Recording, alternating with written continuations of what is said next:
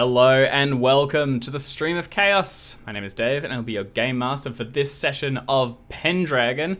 Now today is our final session of the ongoing Stream of Chaos sort of weekly campaign. The video will be moved across to YouTube and there will be intermittent releases in the future, but we will not be doing a recurring weekly stream. It will be more on an ad hoc basis. So sort of gather all the content over there and we hope we'll see you there.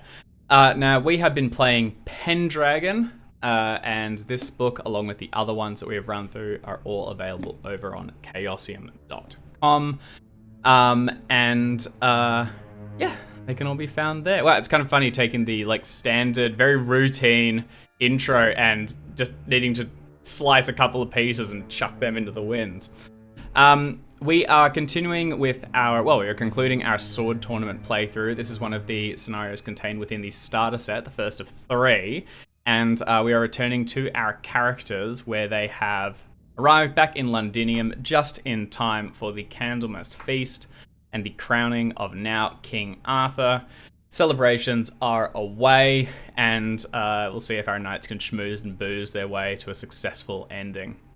We'll go around the table and reintroduce each of our knights and the players that inhabit them. I'll also say, so we're going to go through the feasting and the conclusion of this scenario, and then do a winter phase where we'll also do a bit of an epilogue and a wrap up of each of these characters, and we'll also take that time at the end there to say a little bit more about what each of us, the cast, are going to be looking forward to doing sort of in the near future. Like the PAX game that we're at. Which is in October, PAX Oz. We're going to be playing with Mike Mason, who's going to be running a Call of Cthulhu scenario for us, which will be very, very fun. That should be made available on the YouTube channel as well later. Yeah, some other things like that. All right, without further ado. Well, but if I could just wedge in, speaking of PAX game, I just saw that last year's PAX game was just nominated for an Australian Role-Playing Industry Award. Was it? For Best Stream. Heck yeah. So... That's awesome. Oh, the RPS. Yeah, that's great. Yeah, that's a good way. You know, we've never had one of those before. He's just like, gonna go. Just give him a minute. Give him a minute. Oh, wait a second. Give him a minute. Give him a second. Just give him just a second. Enhance. Just a brief This Enhance. kind of extreme quality that earns you Yeah. As close as it gets. Yeah. nomination. Hey, look, I'm Punch in not on gonna that. be like, I'm not Actually, gonna it's toot our own horn and not say we're good at because what we it's do, flashing, but pretty good at Oh, yeah. what we do. Is it All right. one click to get it back, Jackson? Or yeah, okay. F3. No wizards in the camera this week. All right, fantastic. We'll go around the table and we will begin with Art. Me? That's completely out of character. We never start with me. That's madness. Hi, I'm Art Hunter. You can find me on the interwebs. I now have a Blue Sky account because Twitter died and I needed somewhere else. So I think it's Yeah, pressure. Yeah. So I'm on Blue Sky. So if you want to keep an eye on what I'm doing, that's a good place. I'll talk more about what I'm up to after the fact. But for the moment, for the last time, I am playing Sir Boris Morrison. Not the finest swordsman in the land, say it with me, folks, but the most enthusiastic. Never gonna I work said over it. for Zoom. I did it. One time we tried to chant a ritual on Zoom, Oh, yeah, and it was that so bad. Boris is a big man with a big heart.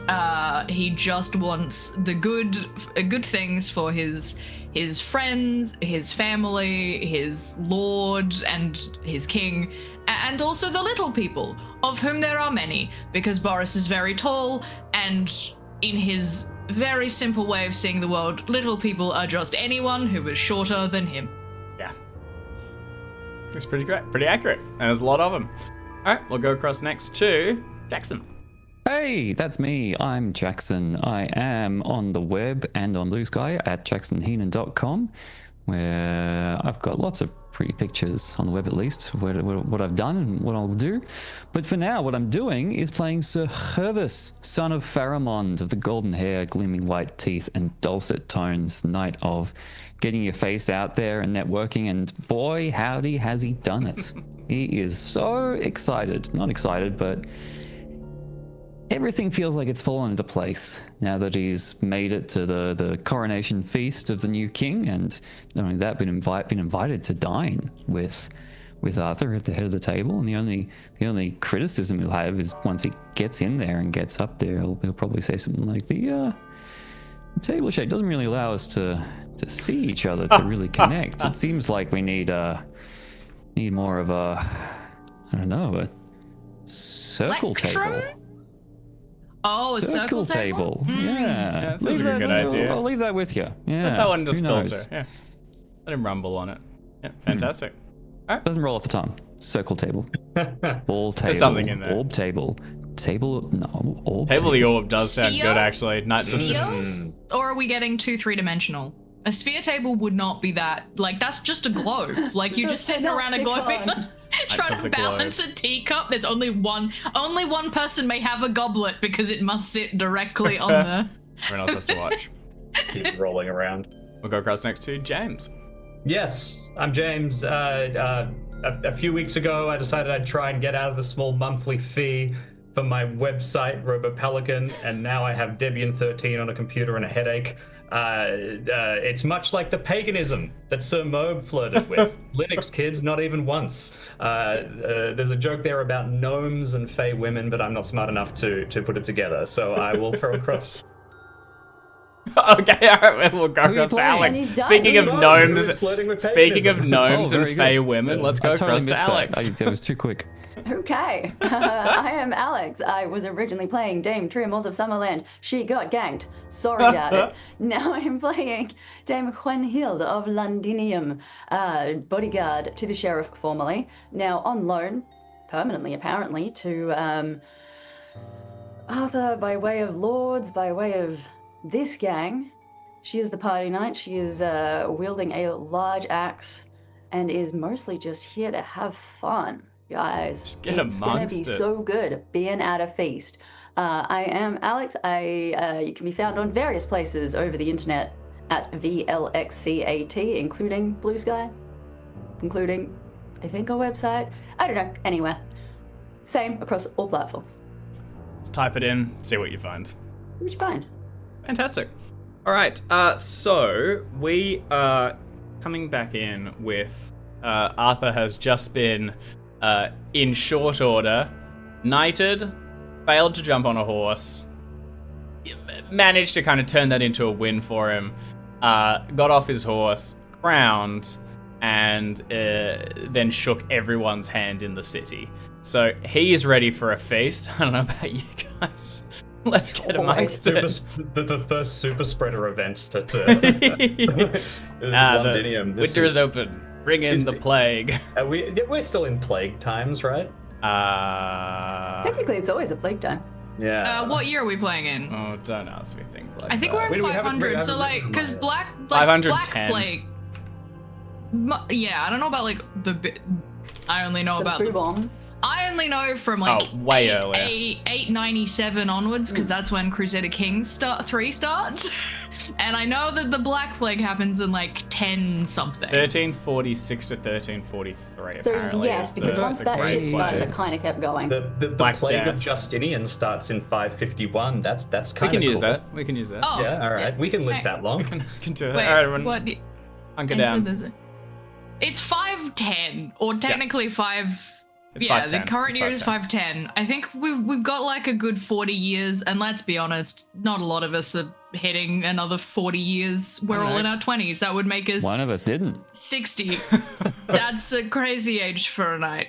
Cozy up to the wizards. You'll be fine. Actually, apparently the plague of Justinian was the first plague. So there you go. 549. 41? 541.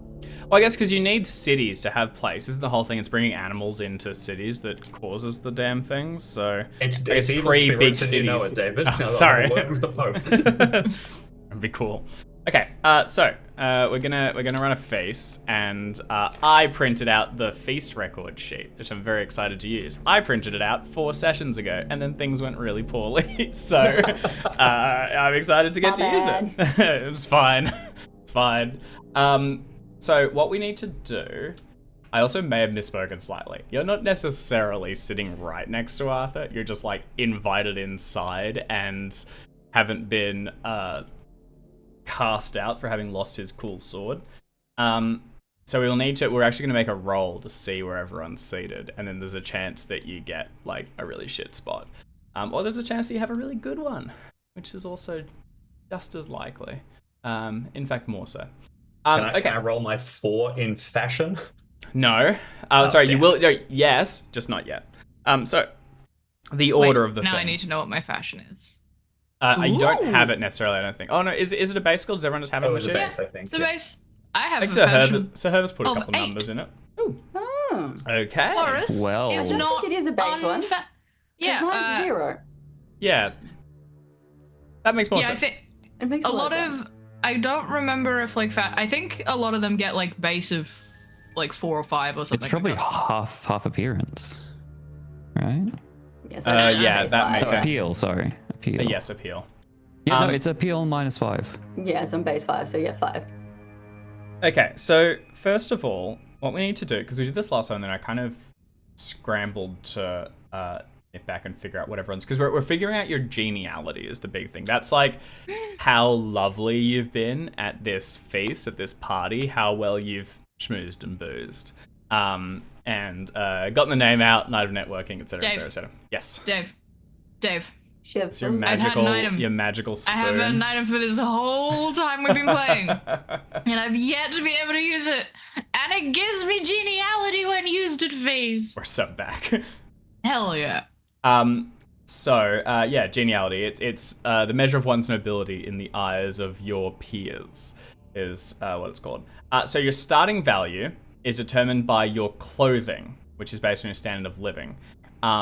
And you may attempt to have improved it via the fashion skill. So I think we are all sitting on ordinary standard of living. I don't think anyone ended up changing theirs, right? Nah. So that means you all have at a base of +1. I'll get you to write that number down, that modifier. And I will also try to write it down. So we'll see how much of this we keep track on. So +1 for your ordinary standard of living. So you are dressed to impress. You fit in amongst the people here. Now, the wealthier folks among them, your lords and the nobles even above them, are dressed even finer. And as it rises up, their geniality grows, because just by looking at them, you can immediately see how successful they are, what great wealth they must carry. The base description for your ordinary clothes is written as fashionable with a variety of colors, blue and green from lichen and woad, red from local madder. And then you go up and up and up and up and up to barons and rich barons and kings and things, where it talks about the addition of cloth and gold, precious stones and pearls, and then at the very highest point, purple from a rare dye made from crushed sea snails found off the coast of the Holy Land. So we can only hope. That's what my name's from. Is it? As in me, Kokia. Wait, really? It's the specific shell. There you go. Well, that's really cool. It's a mollusk shell in general, but there you go. I didn't know Gonna we were start in the calling you presence Snail of Boy. snail royalty. You would have purple on yours then, Jim, on your crest, right? I guess. I you were think to- that they just wore shells. They were in the Fourth Crusade, the one where they didn't get to the Holy Land, decided that Constantinople was good enough. We'll settle for Constantinople. That's fantastic. I don't know that much about my family history, but I think somewhere in there is Scots, so I'm pretty sure there's a family tartan somewhere. Ah, very good. I'm not gonna go into that in too much extra. I guess I would have a family slime. Does that make sense? Yeah. Yep. All right, so we're gonna do a fashion roll here as well, and this is kind of, have you been able to rip and preen your outfit into one of even greater standard? So anyone who would like to, who has the skill, can have a crack and make a fashion roll. Heck yeah. You said with the +1? Or is that something else? No, geniality. No, So I see, geniality that's is your just something thing. it's just going to apply to specific things. I'll try and Roger. call out whenever it does. I guess. Hi. No. I am so I'm not going to inspire myself, so may as well give fashioned. it I a am crack, right? I'm not Damn. fashioned. Ha! No.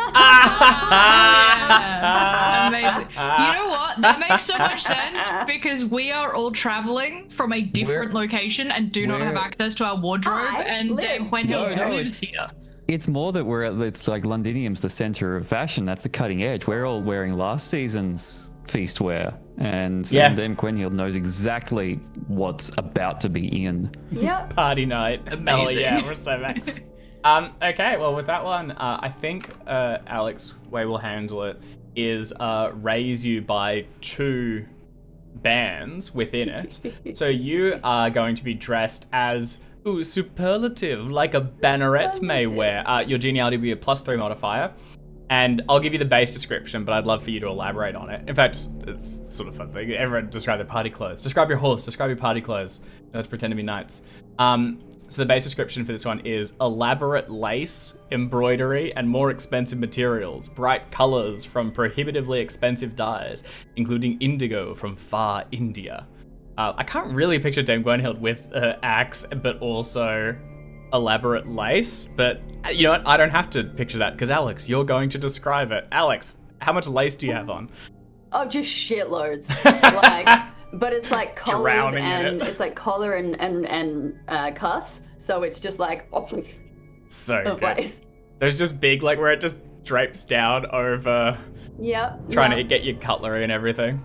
Yep. Because my and I'm wearing a lot of black, but the lace itself is like where the color comes in. It's like an indigo lace, just like out of every kind of bit where you tie a bit of clothes together. There's just like lace. Beautiful. Yeah, fantastic. I can't picture lace. Anytime I've ever tried to use it in like a description of an NPC, it's only put on bad guys because it's always like the creepy like trying to get at their food. The lace it's just a good creepy device. I can't actually picture it on a protagonist.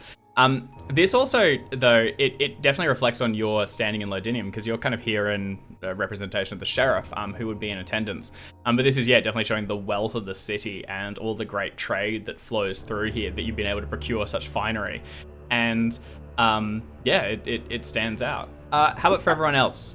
You guys have oh, sorry, go on, Alex. Is that +3 the total now, or is it +3 in addition to the +1 from the standard of living? In the total, yes. Yours is a +3, not a +1, so a 2 bonus. How about everyone else? What are we looking at? You want to give us a brief description of your party duds? I think I wear a set of kind of dressed down, a little churchy clothes usually, and I didn't bring a spare pair, and I definitely should be wearing something fancier, especially because my churchy clothes have a spear-shaped hole in the side now after our missed thing, so there's like a patch sewn in. It's just a little shabby. Yep. And like a bit too dour for the thing, black suit at a wedding kind of thing. Yep. But it's functional. Like it's formal and it looks of the knightly garb. Yes, that's right. Just not. Also, I think we decided my crest was black with the silver cross as well, so it's like meant to. It's just a little flat. Yeah. Perfect. That's what I was going to say. If it's not a faux pas, I would want to like have whatever my duds are to be emblazoned with my crest, my heraldry on the front, on the back, 3 golden griffins down each arm, just so no matter which angle you see me from, you know who that is. You remember the crest, remember the name. Jackson is wearing medieval Adidas. He's squatted on top of a chair. That's fully like you said that, and I was like, he's in Adidas or Nike or like one of those like jumpsuit thing. I'm instead of juicy across the back, it says chivalry. Paint like one both griffin on each side of the heel of my boots, so that even when you look down, you can't escape it.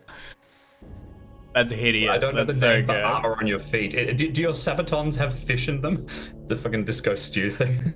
What? No, if I could have some tiny, griffins, I need to capture some griffins. Are griffins real in Pendragon? If we've got dragons, we have griffins. That's my they're next probably quest. statted somewhere. I think they're a folkloric beast. You would possibly have an ancestor that's claimed to have, clobbered one or tamed one. Excellent. at your preference. 3 of them apparently. Yeah. Do you think they clobbered them or tamed them? Clobbered 1, tamed 1, married 1. Okay. That's why there's three. So funny. All right, lastly, so Boris, could you also describe your spoon? Spoon and knife, thank you very much. Oh, excuse me.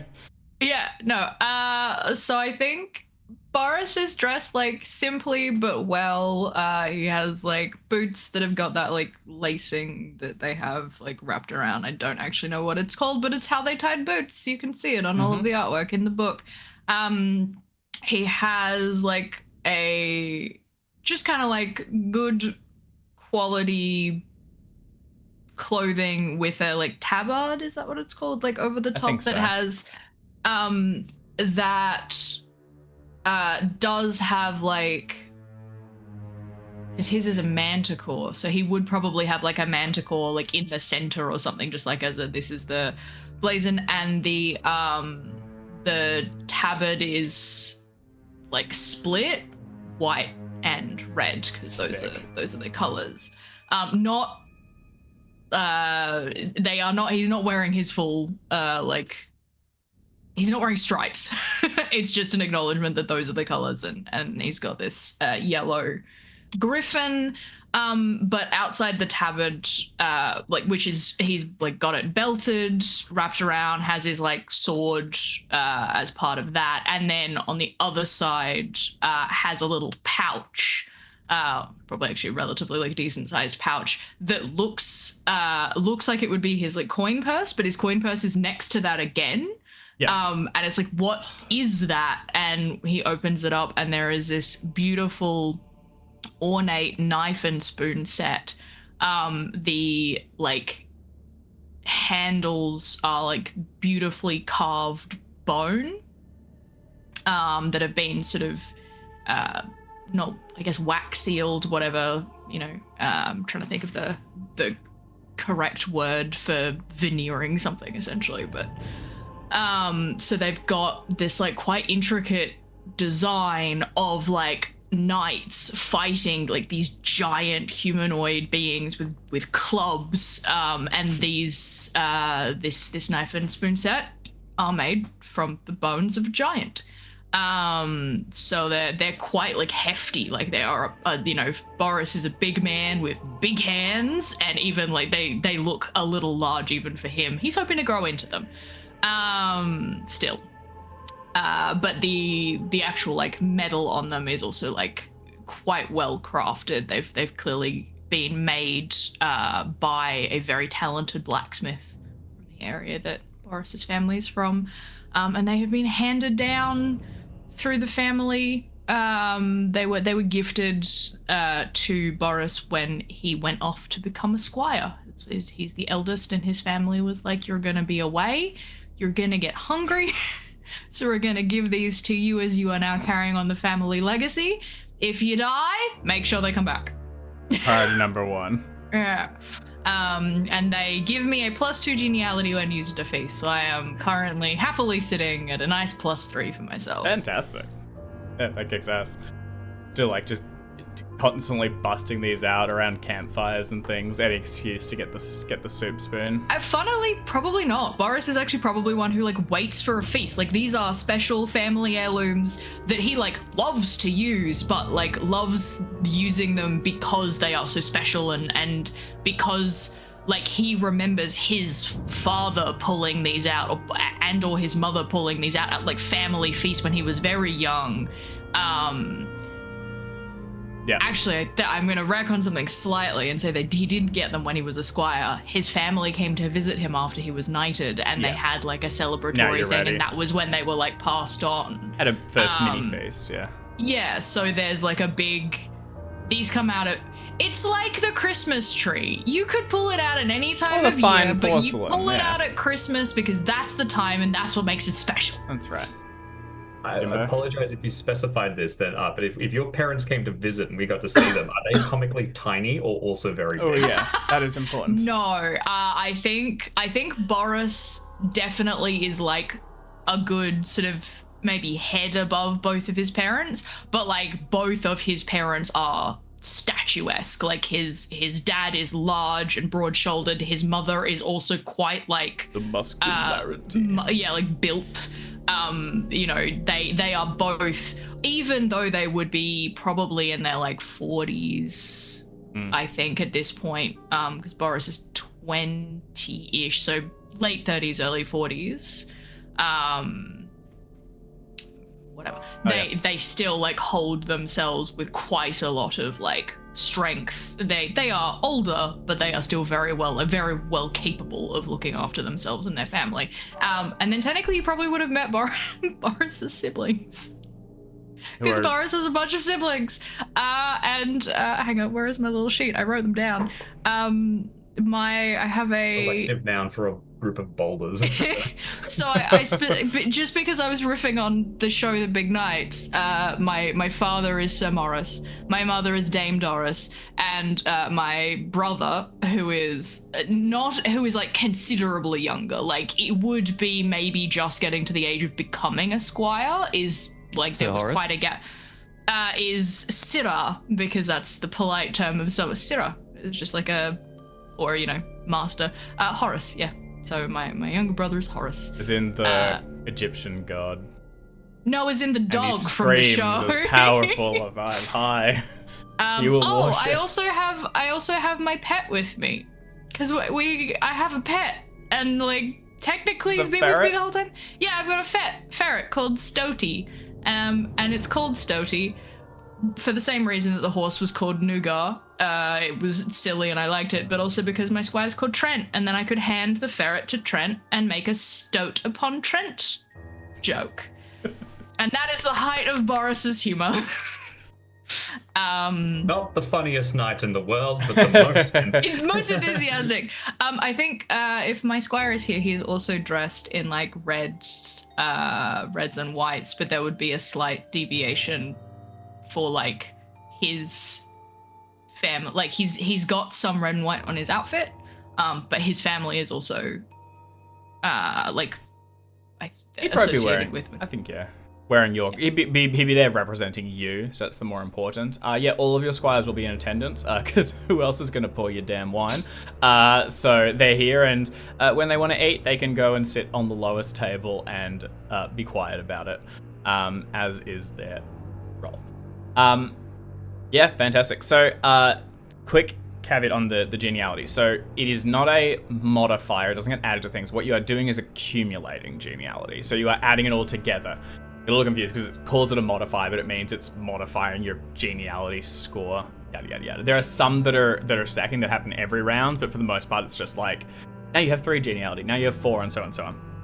And to give you kind of like a objective, your goal for the feast to get a shitload of geniality. You want to get the name out there and get to hustling and bustling.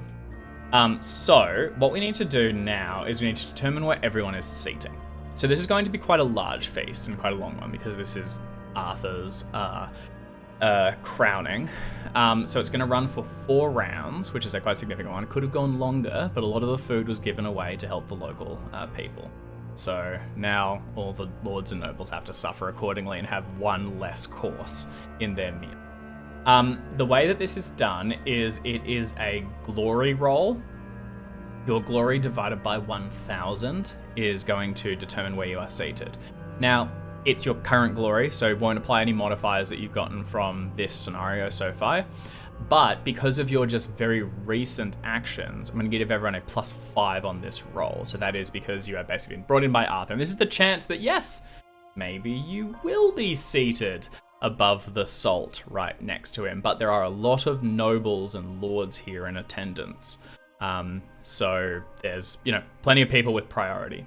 Jim. Sorry, is this glory after we lost the sword? Or are you saying before this whole scenario? Before this whole scenario. Okay, gotcha. Because that'll all get applied during winter phase as word begins to get around. So, for example, my glory at the beginning of the scenario was 2,100 divided by 1,000. That's just 2, but we get a +5, so that'll be a final of 7. You're at 7, yes. Great. Well, you are still relatively. Oh, okay. Hang on, that's because Yes. it's the pre-gens. It should have maybe Let me have a look. putting Let's it see in if wrong. Hang on a sec. If one of the character sheets that I smushed into this character has glory on it. Glory, what a wonderful place to sit.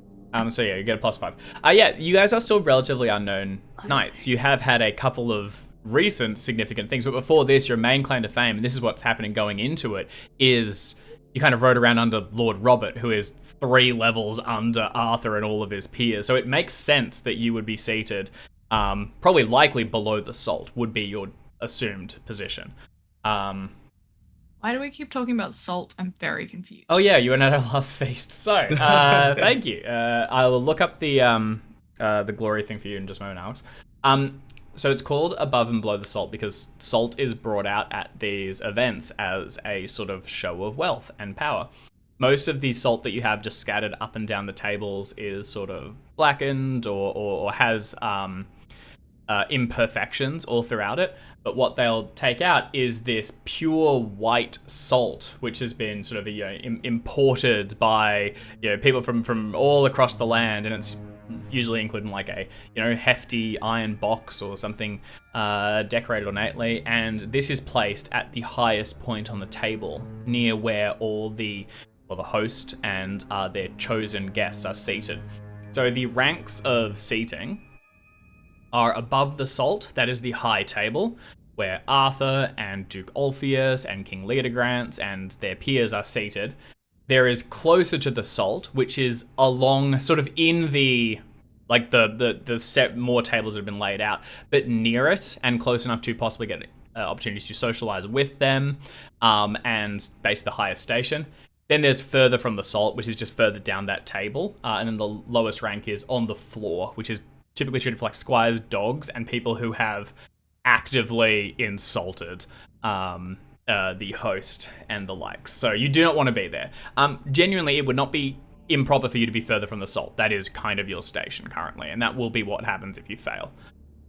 It's only on fumble that there's a chance of getting onto the floor itself. All right, I'll just have a quick look for Alex's glory. Otherwise, we'll just have a guess. If the others want to roll yours, though. What is? You were a little like you were perhaps not as noble, in terms of like being a country noble, but like you were kind of more senior than us. So, well, I think we're all gonna land at not 7 or 8, really. right? No, yeah. Yeah. What do you say, Jim? Sorry. These We're all gonna land at 7 or 8, I think. So yeah. These characters do not have glory, Alex. So you're not missing anything. They super do not. We'll just assume it's a roll for 7. Will be keep you in keeping with your peers. What was the maths again? It's your glory divided by 1,000, and I don't think any of us have above 2,000. Above 3,000. Yeah. Which... and then and you should be able to get pretty close to, unless it's bang on 2.5. You can then round up or down based on if it's 2,499, round down, 2,501, round up. If it's bang on 2,500, you can round up. Yeah. And then plus 5, so you're at 8. Okay.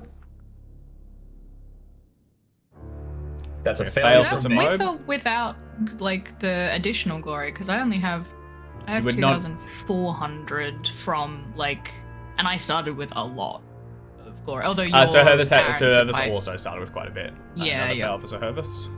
Lucky 13.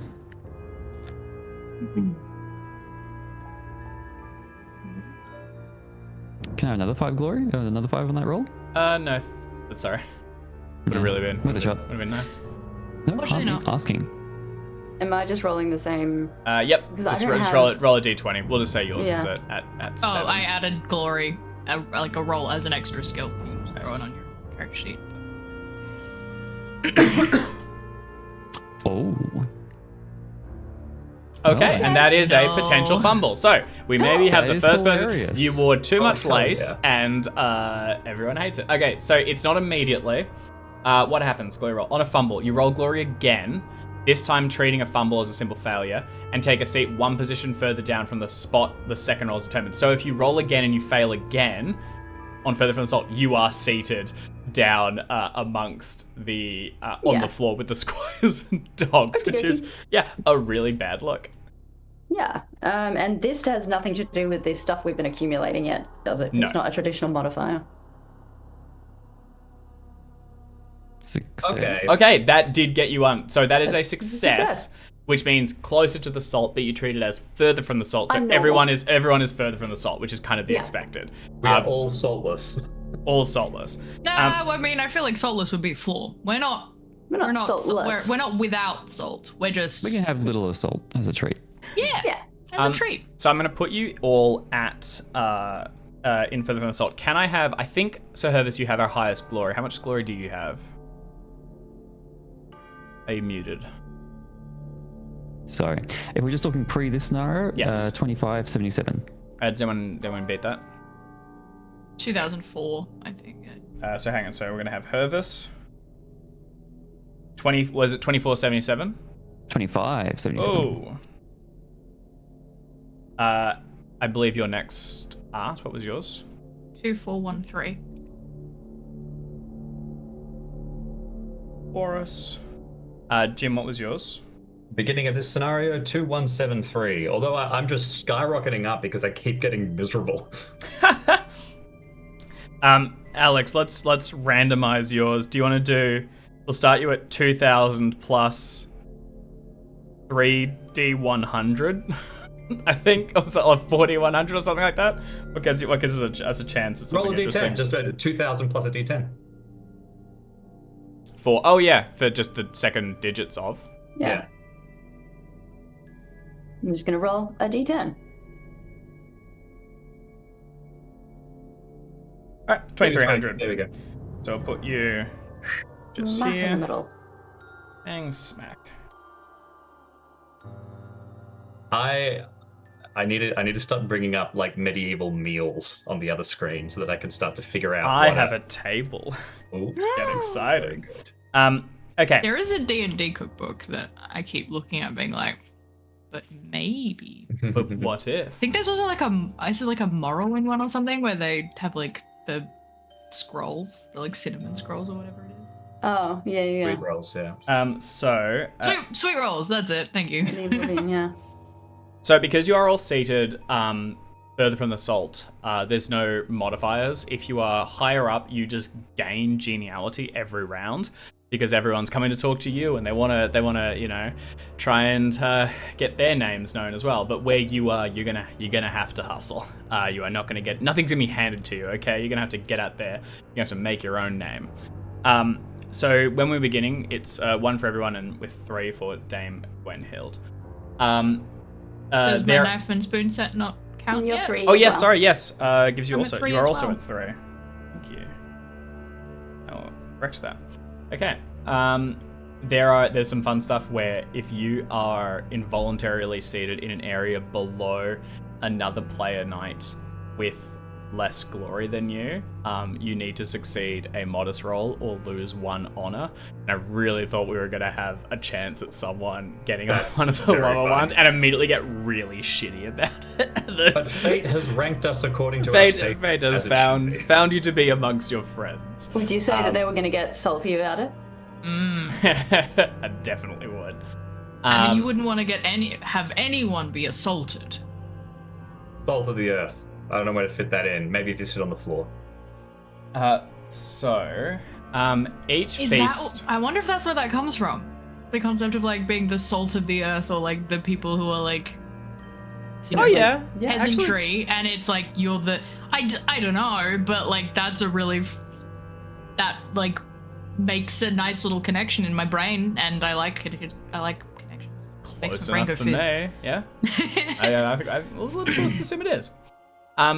So the way that this works is we go through a series of rounds. We do 4 rounds, and on each one, you draw a number of feast cards from a digital deck that we have, and I saw that. I any really wanted to click it, and then I was like, no, don't randomly Steady. click things before Dave says to do the thing. you draw them, and I'll confirm it as I go, but I believe it's you draw one, and then you choose if you want to do this one, or if you want to kind of push your luck and go for another. And then once you choose one, you play it, and then that is your event for the round. And we'll sort of describe what's happening, and then also build on that to actually narrate the scene and find out what's happened in this feast. The number of cards you can draw is based on your appeal. So if you have higher appeal, you can draw more. If you are within 5 to 9, which I think Mobe was last time, and possibly also Tremor, appeal. What's yours, Jim? Yeah, right now my appeal I don't think it's changed. So it'll be 5 to 9 again. I'm afraid I didn't record it. I'll find out. No, it's just it'll be somewhere. Okay, so then you only draw one card, so just the one you draw is the one that you go. Some of them have little goblets on the card. If you draw those are host event cards, and you must play them immediately. So if you get one of those, you have to play it. So they're kind of just a bit more is going on, and basically an event is sprung upon you. You can choose not to risk an event card if you want. So you can go and just sort of do general like gossiping, flirting, gaming with companions, or focus on eating and drinking. If you do that, you just make an unopposed skill roll, and in a success, you can make a check to that trait. But it will not necessarily gain you geniality.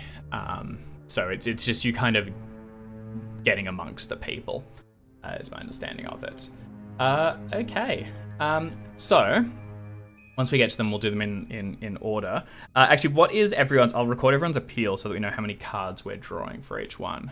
So 10 for Gwenhild.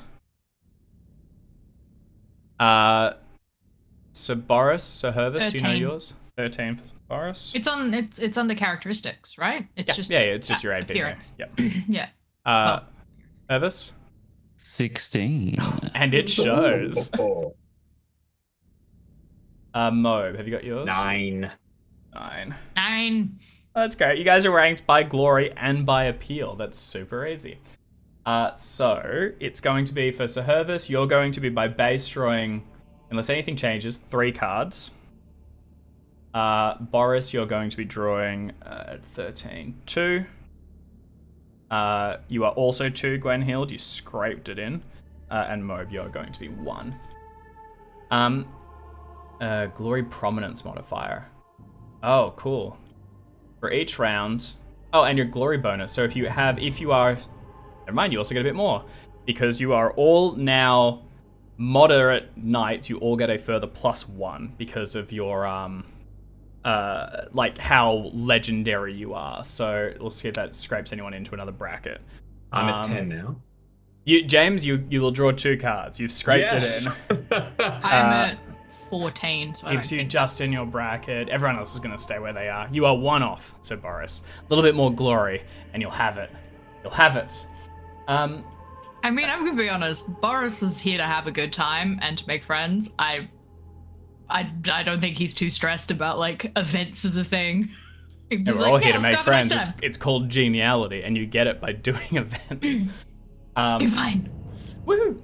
Okay, so everyone comes inside and is seated at their tables. There's a sort of clamor of friendly chatter as folks begin to find their seats, and you can already see the dance of the nobility taking place as lords find their way up towards the higher sections, and you, amongst the many other knights of the realm, are seated further away from the salt, but amongst other sort of hardened veterans, and many of which who are eager to hear the stories of your recent exploits and also to share their own.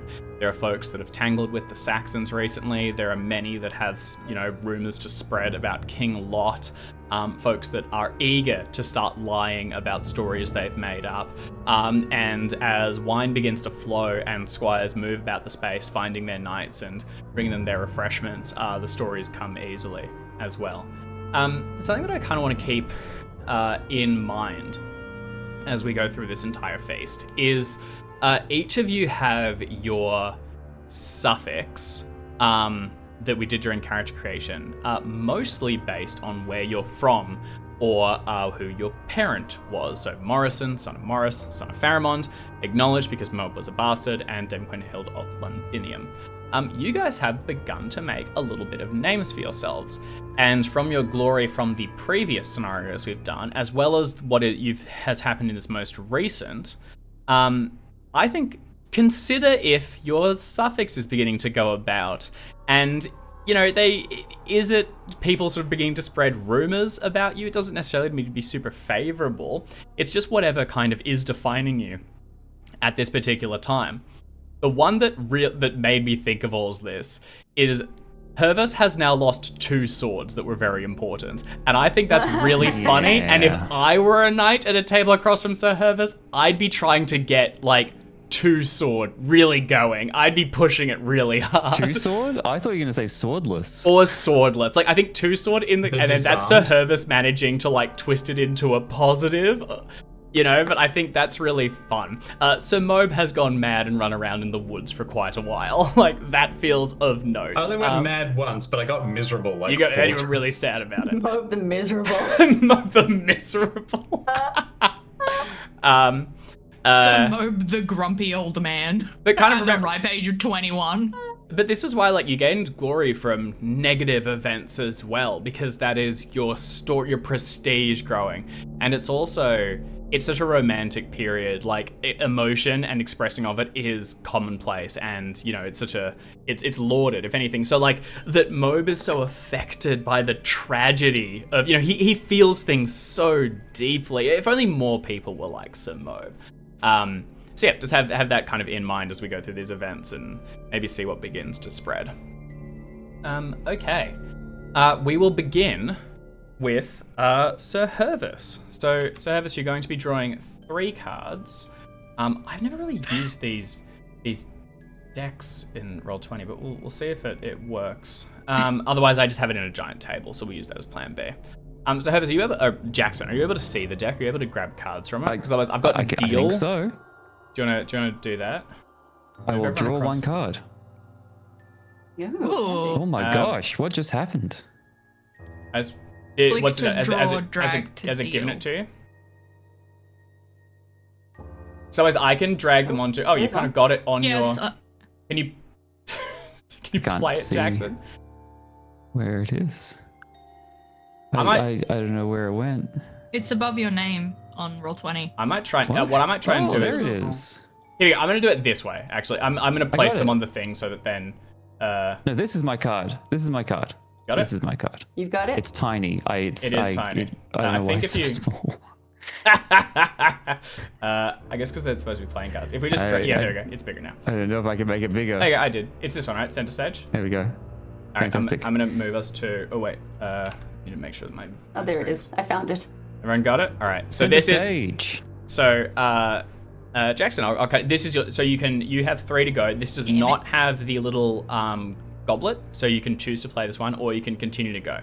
So what it's saying is the host calls upon you to entertain with story, music, or song. So this might be King Arthur now, calls you, Sir Hervis, to, you know, come up and tell everyone the ballad of your most recent exploits. What all the things mean here. So up the top is what you're going to be rolling. So orate, play instrument, or singing. Then there's kind of the flavor, the theming of it. I'll mostly leave these to you guys to kind of describe the events and how they happen based on your successes. Then if you succeed, you'll gain geniality on a critical success even more. And on a family, you'll lose some. And that +1 down the bottom is, I think, a further geniality that you add for doing it. I think you get it even if you fail. I think that's just like you went up there and tried to sing, so everyone remembers that part of it. I'll confirm that just now. But yeah, so I can either take this, or I can draw another 2. Is that the go? You can, if you draw another one, it goes on top of it though. You are yielding this card. Yeah, that's what I thought. I'm up for this one. I've got some sing for some reason, which is equal to my orate, so I'm up for it. I don't remember why I have sing. I think it was like my family skill. So yeah, I'll give it a go. I'm gonna sing a song. So yeah, during the first course, as everyone's gathering around, so Hervis, what do you think is happening here? As and set the scene for us. I think Sir Arthur needs a jingle. Needs a theme tune. Branded. He needs something. King Arthur needs like something to get the word out. Something that's going to stick in people's minds.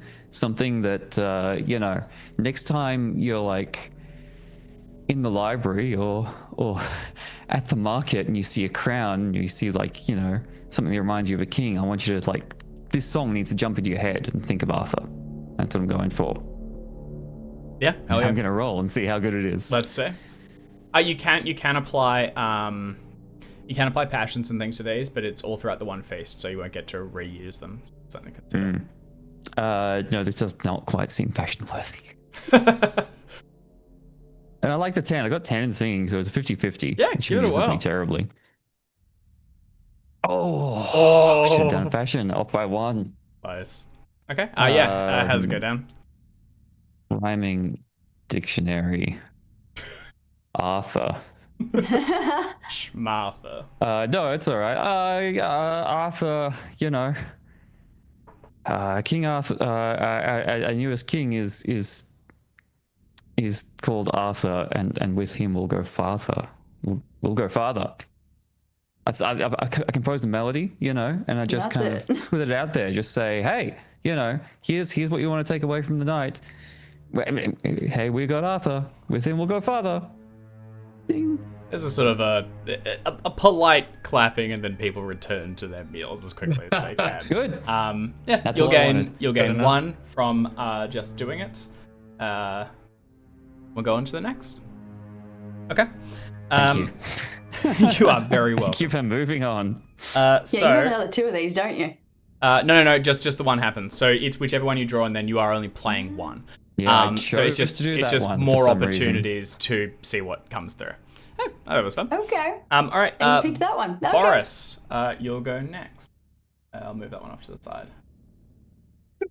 Are you drawing? Are we drawing? What's happening? Whatever Jackson did seemed to work okay, but I can otherwise if you want me to just draw one and place one and zoom it in. Bro. There you go, and then place it and zoom it in.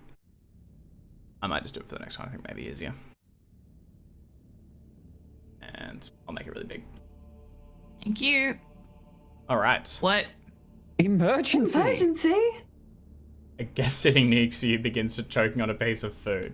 Oh my god. You possibly gain a small favor. You could gain some glory and geniality, but at a risk, you must depart the feast in shame if you fumble. If you fumble, wow.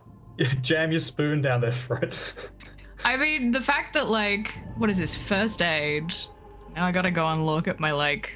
No, my first aid is 4. I will absolutely be drawing another card. Thank you Okay, very much. all right. We will. I'm not even going to attempt that. There's we will discard that. We'll move it over to the side. All right. I might just try and. Does that mean that the Yeah, guy just- who choked got it out, or does he just die and we keep feasting? No, because if I fail it, someone else steps in. It Oh, says okay. fumble, your clumsy efforts might have killed the Uh-oh. victim had not another guest. This one has the goblet, so it must be played. The host rises and drones on about the current political environment.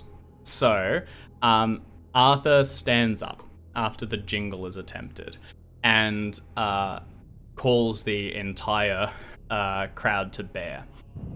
He knows that there is a great weight on his shoulders. The Saxons are rising. There have been raids, and he knows that people, doubt in some levels of visibility. He is grateful for everyone who's shown their loyalty here today, but we'll need more support.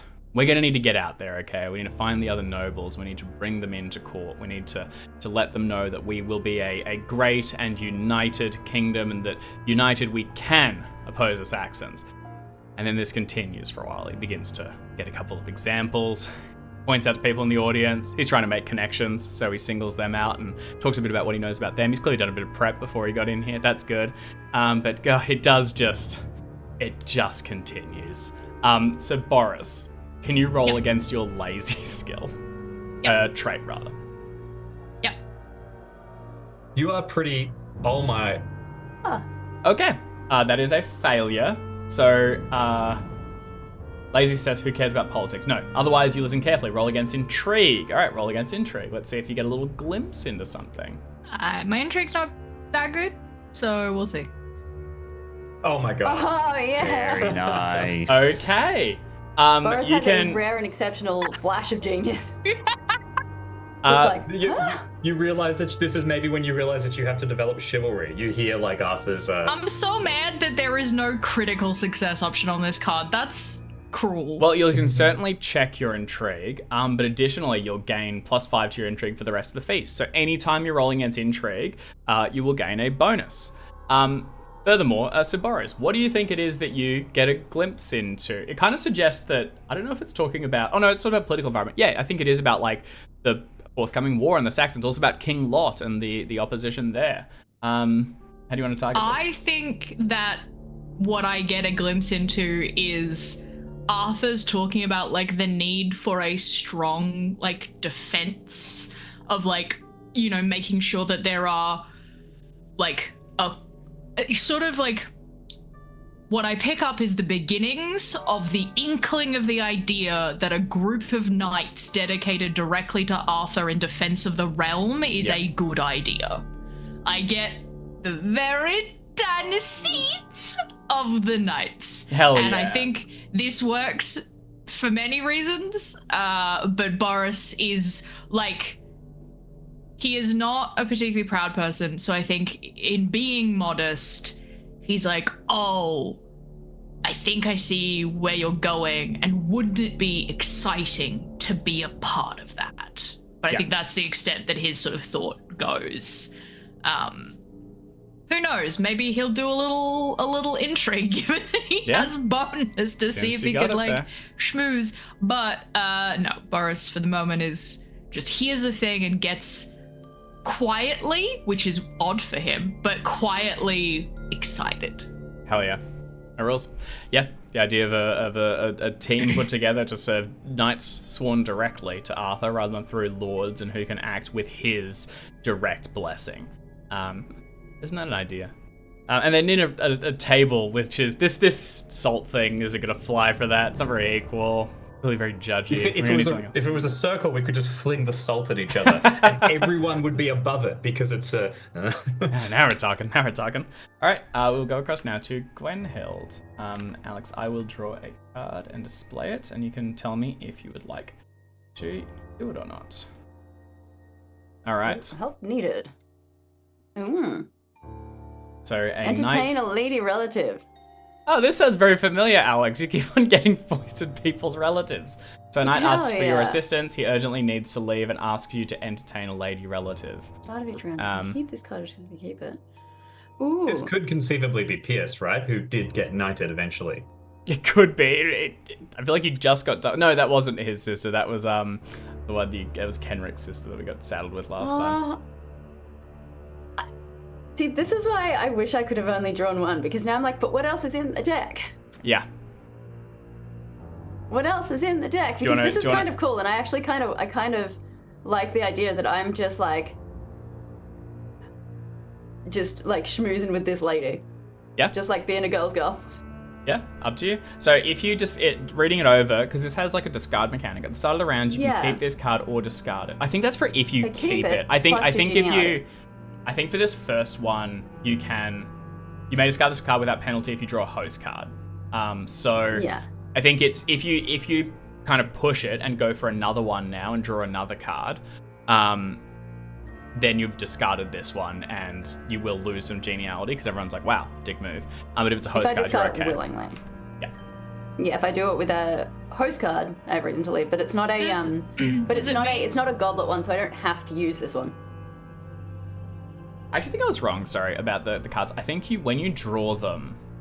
Yeah, because wouldn't I then do it next round? Like, I've got another card to draw next round or something? Player draws one at a time, either playing the event or drawing again. If all others are skipped, the last card must be played. Oh no, it does seem to be skipping. No, I think I was right. It's just that you kind of can go back. Maybe certain cards might interact with one another. Not entirely sure. Do you want to try for another one, or do you want to hold on to this one? I want to try for another one. I'll try for another one. Let's do it. This one also feels this like... one kind of traps me for the rest of the face, and I don't do anything else.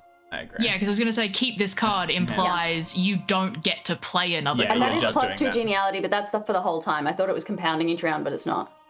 Gwenhild, how's the wine? You were asked to comment on the wine. I think we got this one last time. Are you able to... so it's a courtesy roll, and it's... what's your sommelier skill? I can't imagine it's very good. Where am I? Where's courtesy sitting? In your skills under compose. It's the fourth one down on the left. I was like, I think with two cards drawn, I think you're going to have to play this one. So. Yeah, it's not too bad. Okay. All right. I probably will do a passion for this one. I think what's happening is it's as Arthur is droning on a bit, people are beginning to break up into smaller conversations, and someone's trying to get something started about the selection. I mean, unless you fumble, you're just gonna gain 1. Like, there's no. Yeah, and how have my previous rolls been? That's fair. I might inspire myself with this one. I think I'm a bit thrown. Okay. What do you want to become inspired by? This is Homage Lord. I just, I want to say something. I know almost nothing about wine, and I want to say something nice to make my Lord's table stand out. I really get the vibe that the how's the wine thing feels a bit like unpeeling the sticker from a beer can in the middle of a conversation. Like yes. it's just awkward kind of. It's the top of the something top of the Carlton draft one. You're reading the riddle underneath it. But I need to try and come up with something that is flattering, but also will keep me in this conversation for a little minute. Yeah. So I'm going to try and inspire myself with an Homage Lord. Go for it. And I will. Okay. So you can take +5 to your courtesy roll. Yeah, you can particularly, you mentioned that, your lord imports many wines and then within let's see Londinium. if I flub that claim. I do not flub that claim. Nicely done. What do you think you tell me about? I repeat things that I have heard much more cultured individuals say about wine. Who's got high courtesy, or who would have? Hang on, what is 14. my... Yeah, no, not me. No, I have a few people. I think 12. Hervis and Boris in particular probably would have, grown up at tables where they've been able to imbibe in and indulge in some of the finer things.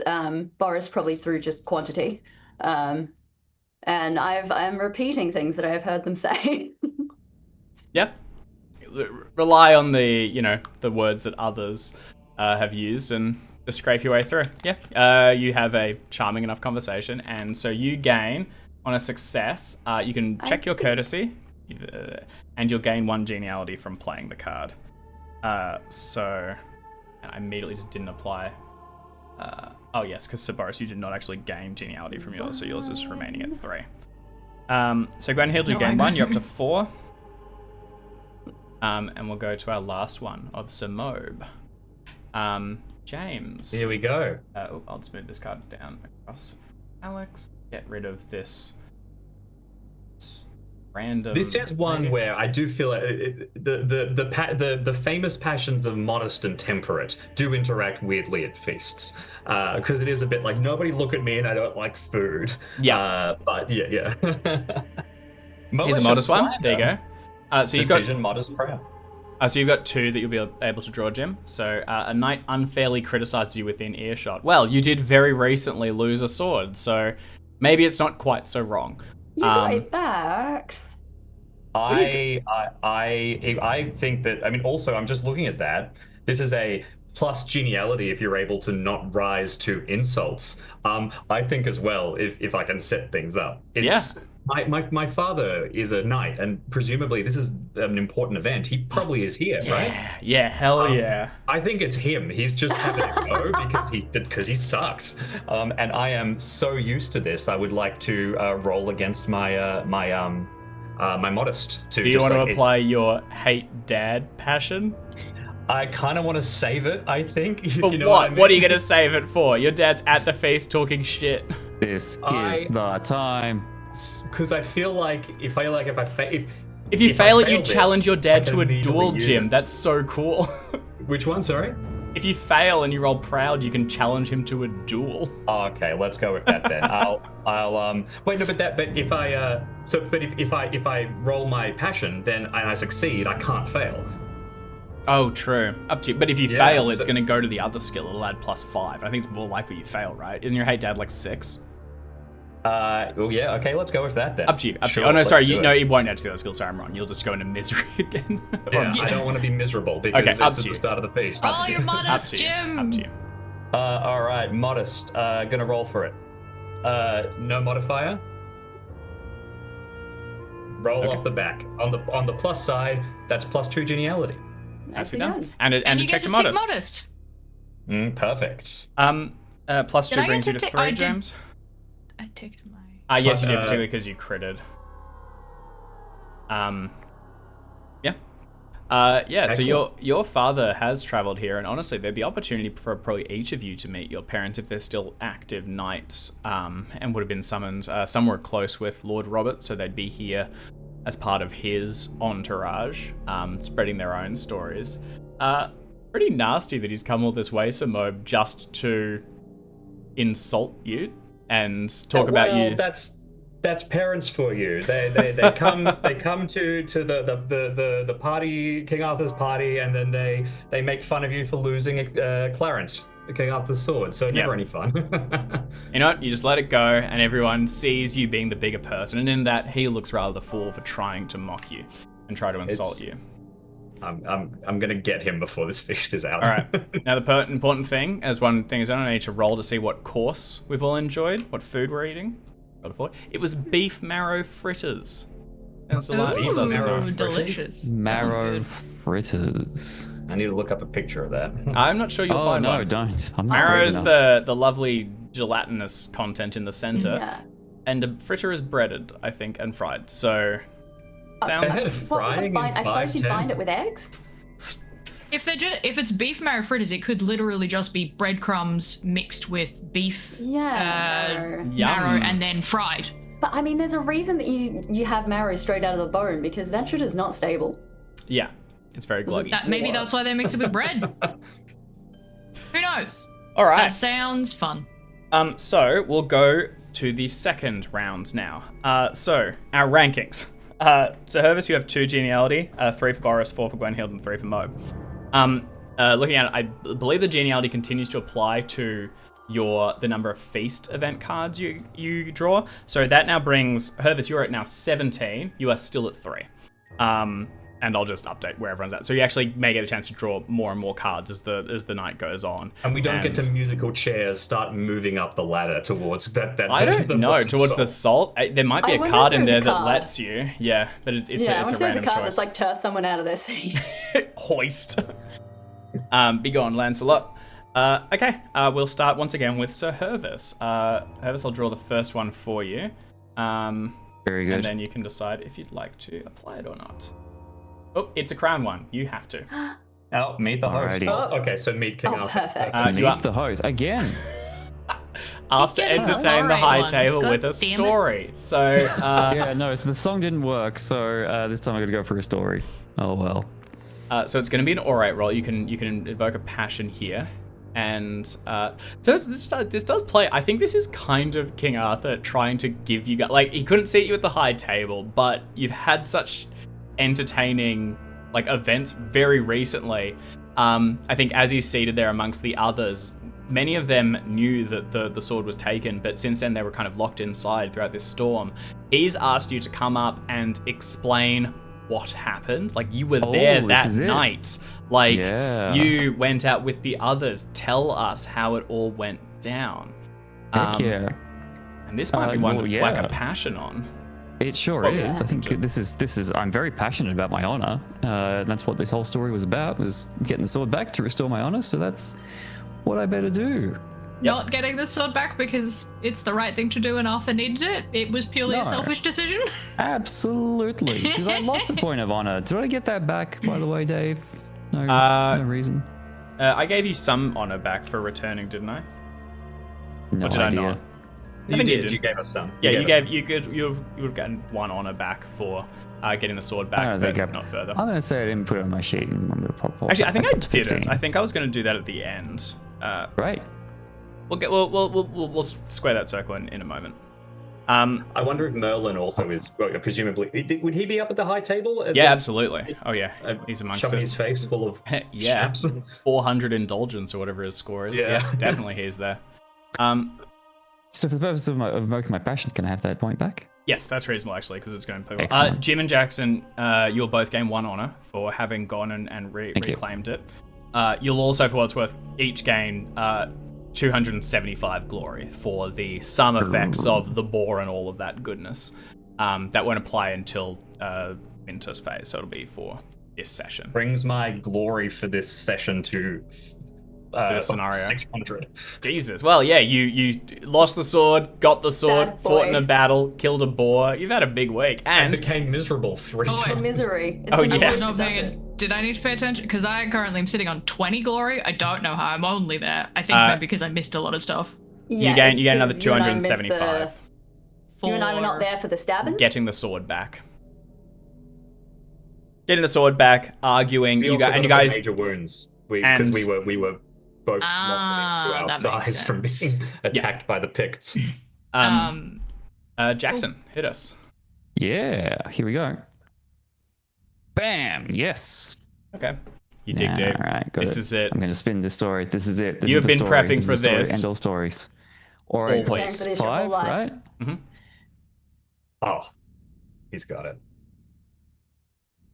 Oh, Yep, didn't even perfect. need it. Absolutely. I will spin the tale of what did I say? I think I said not gonna lie. I will describe how we tracked the pigs through the snow, through the woods, with help from the simple farm folk nearby, and I will be sure to say how many picks there were in that campground. Like, there were heaps. I think there were at least 5, is what I remember, and that's true. And how, And there we, were- how we stumbled across one of them early as well. That's right. Yeah. Yes. Yeah. We took one by surprise.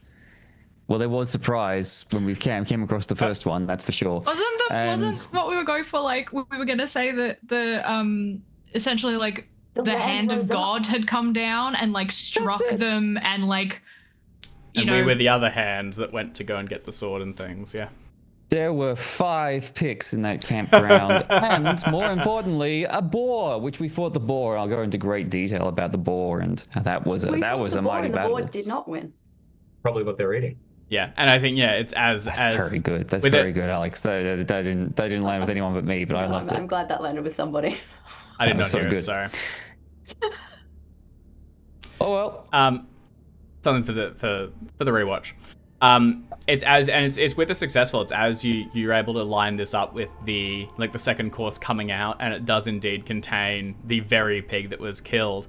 Fantastic. And already you can hear the story beginning to be twisted somewhat, so that this was the sword that was this was the boar that was slain and carved by Clarent, the sword of peace, as it was taken back, and it now resting at King Arthur's table, and this boar in particular is taken all the way down to below the Sultan to the floor where the squires, and everyone is given like a small sample of it. This is kind of when that glory that you each earned begins to calcify. Fantastic. Jackson suggested on I'm success, going to your take tail over is adequate. 3,000. Hell yeah, big I'm numbers. going to take over 3,000 in a second. You'll gain 2 geniality from this one for the success and 1 for the opportunity to go up and speak. So it's getting up to 4. Thank you very much. I'll take it. Fantastic. We'll go across to Boris for your next card. So Boris with I plus. still 2, yeah. You are now up to 3. Yep. So you are still at I'm still the same plus one. 3. Yep. So I have not had a chance to do anything fun. queasy. You feel queasy. Oh, Queasy. very queasy. You may choose to miss one round to get some fresh air. If you do not, you must roll con. And this is not a mandatory one, so you can just skip this, which probably would. The funny thing is my con is 18. I know, but would So, this not like, be the it's- time you... Really unlikely, but no, I have There's another no card, there's no so- opportunity for bonus. I think. I would- Yeah, there's nothing except like this is just a bad card, so no, Bad. So if I I'll need to- draw another. Depart the feast and throw up. All right, we'll move that one out of the way. I feel Avoided. like what happens is there is a brief moment where Boris goes, "Does my stomach feel?" No, my con is Write 18. it This down. You let Um, out like a burp that is so impressive nobody's mad about, and everyone's just like, I think I got a bit too Oh, much. it's your hip in that intrigue, Sir book. Boris. oh. is. Yeah, but I have to. Nice. I have to succeed at a recognize first, and my recognize is not good. Well, I we're think about my to find out. recognize is 6 because I succeeded once. Okay, well, increased it. So an unknown courtier asks you to entertain her during the feast, and we'll find out if this is someone of note. You gonna gain, so you'll need to roll against a recognize first to see if you can tell who this is. Cool. Can I invoke hospitality as a passion here? It's not super high, but I figure it's probably worth. I think that my applies. hospitality is only like 11, so yeah, I think that applies. Let's give that a roll. Let's see if I. Yeah. Okay. I'm feeling hospitable. Nicely done. So that is a so +5 to this upcoming recognize roll. Still not amazing. That gives me just over 50-50 because it's going to take it from a 6 to an 11. As long as you don't fumble. I hope not. Hey, I do know who this is. Oh my goodness, if I hadn't done it, that would have been a crit. Jeez. Amazing. So take it. All right, so now I succeeded on that. Do you have... I need to roll intrigue. Well, first of all, you've recognized them. Do you have an idea of who this may be? Do you want to seed someone who might be present at this feast? Or like it could be, it being an unknown courtier, it'd likely be a wife or a daughter of one of the other knights, someone attached to one of the lords, if you kind of want to have Is there an in anyone with interesting from like... I was thinking of like if there's anyone interesting who pops up later in Arthurian legend that it could be like the...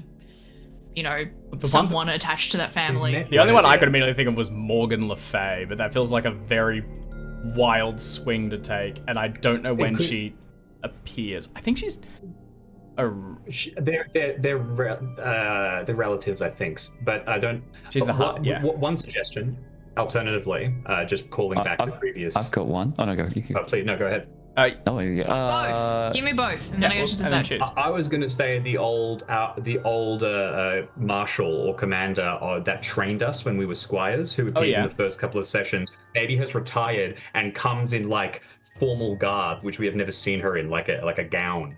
And we're used to seeing her in battle. That'd be cool. And we offend her potentially or something like that. Could be fun. Yeah. I was also going to say, apparently. King Lot, who, we hate and is a bastard, ends up marrying Arthur's sister. Maybe she's here. Morgause. This is Before also or after he's king, though. This also specifically says that it is someone intentionally in disguise. So they are someone who is trying not to be noticed. So it tie through that way, like through King Lot's I wonder if side. it is actually like. Yeah, I was gonna say like maybe it is actually someone from like someone who's come from King Lot's court, but specifically is like here to sort of like because they don't like what's going on, like here to actually try and create like forge connection, which would make sense. That like it would be very annoying if I blew their cover because they're trying very hard to like not show who they are because they want to be here as like a here on my own. Yeah. I think that rolls. Let's go ahead and do the intrigue roll, and we'll see how it all plugs together. So you have a +5 from this from your earlier success. Oh, it just plays into you got the success for politics as well, which was about like King Lot and the forthcoming war. Mm-hmm. Perfect. I mean, it's still not a particularly high. No, and luckily it's not a fumble, so I do not lose geniality, but I do not get the But you do not glory fully for... see it. Yeah. So I just, I don't get the glory for keeping the secret because they don't realize, and I don't clock, or like I know who they are, but like I'm not trying to angle to get any kind of like benefit. Yeah, I think because I'm not smart enough. I think it's from the viewer's eye, we know that this is one of the Picts, or not an actual more about one of the people from that region come down, and they traveled alongside King Lot, and they remained here because he traveled with an entourage, so many people, and she saw the sword being drawn, but then, while traveling back, the great snows came in, and she sheltered at one of the nearby farms, and she didn't know the whole story of it being lost and reclaimed and everything, and decided to come back. She does now, and she heard your large speech and everything, quite, turns to the idea she's learning that Sir Boris may be involved in it, has gotten the story again, and is coming around to the notion that, you know, maybe King Arthur is worthy of it, but Sir Boris isn't quite able to, like, you know, thread this far enough to gain personal glory from it, although you do, you know, treat the person with respect as someone that is, you know, dressed in finery and the like. I still get 1 geniality for just being a nice And that conversationalist. That gets you to 4. Okay, we'll go across next to Dame Gwen Hill. This one down. And Who am I? I don't know. who are you? That was a good title card title. Okay, helping hand. So, a serving girl asks for assistance in taking care of a drunken knight. You can roll against Okay. generous or selfish. On a generous success, you risk missing the next round, but you'll gain some glory from the knight when they wait, and 2 geniality. On a selfish success, you decline, but you'll lose some geniality. You have, with +4, you're at 14. Yeah. So I believe you have more opportunity to. You can draw other cards at this point. It's that missing the next round. Like, I know I can probably succeed this one. My generous is actually pretty high. Yeah. I lean towards generous over selfish relatively heavily, but not. It's missing the next feast round. I don't want to miss any rounds. It's too much fun. Yep, I get you. So I'll take the next one. Draw another one? All right, let's get Give me out of another. here. Take 2. I'd rather something bad that keeps me in the More mix. drink. Okay. Oh, this is a test for. Yeah. This is a test for all players. So we're going Slash, you're welcome? refer to the intoxication rules. Very good. Everyone needs to roll against indulgence. You're welcome. Let me just see if there's any modifiers to this. Oh boy. Refer to the intoxication rules. Terrific. To resolve the outcome of each indulgent roll. So it's going to be Roll against indulgence. Yep, and it will. Yeah, we'll see how just how drunk you are or how sober. Good God. Well, Humble from Samob, he's now we're getting going to start after to see it. some of my Well, real... fumble rolling indulgence. Oh, so yes. presumably Please. hyper non-indulgence. All right. So does that mean you check? That actually really. You just check the opposite immediately, don't you? If you fumble, you check modest. I do, which will bring my temperate to 18. Jesus Christ. Famously famous temperate. Yeah, extremely. So it talks about like ale and beer and everything are very readily available, and there are some, but in this particular game, it would mostly be wine that everyone's drinking. So the first one that we're doing is rolling against the intoxication state of things. So on no one got a crit, which would be roaring drunk.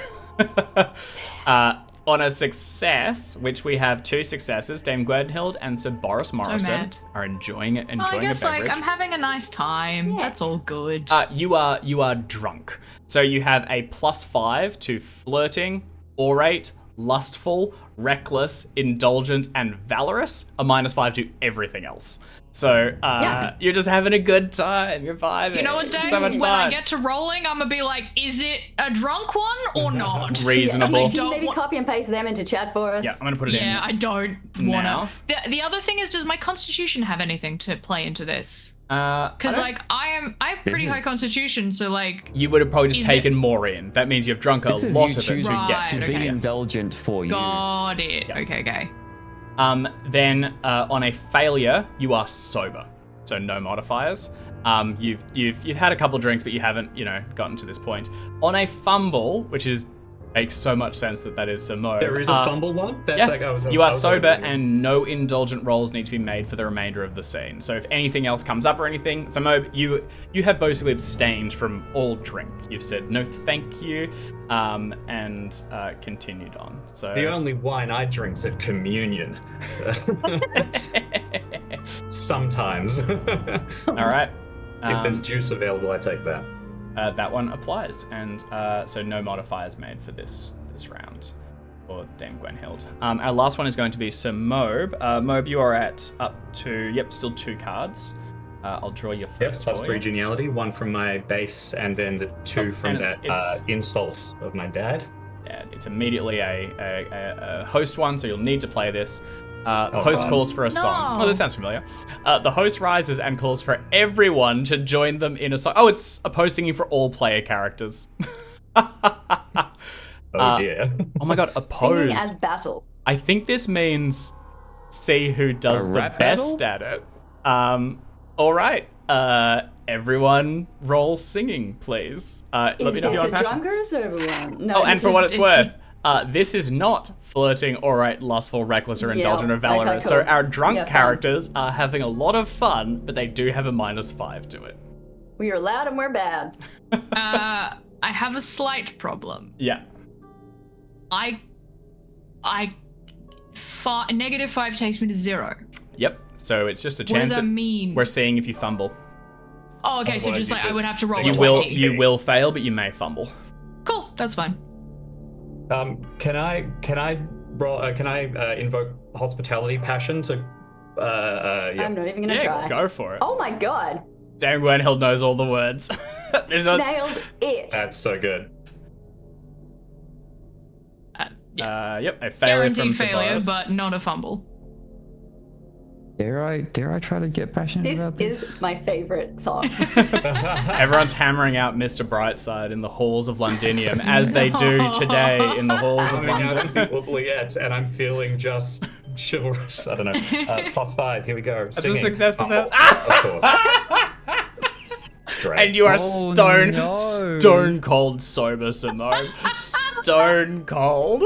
I sing a religious hymn stubbornly. Oh my god. No, Terrible. the card This says... brings me down to negative. I lose 4 geniality, so I'm down to -1, which I think absolutely refusing to sing this like kind of slightly raunchy, just like drinking song, and instead going for a biblical.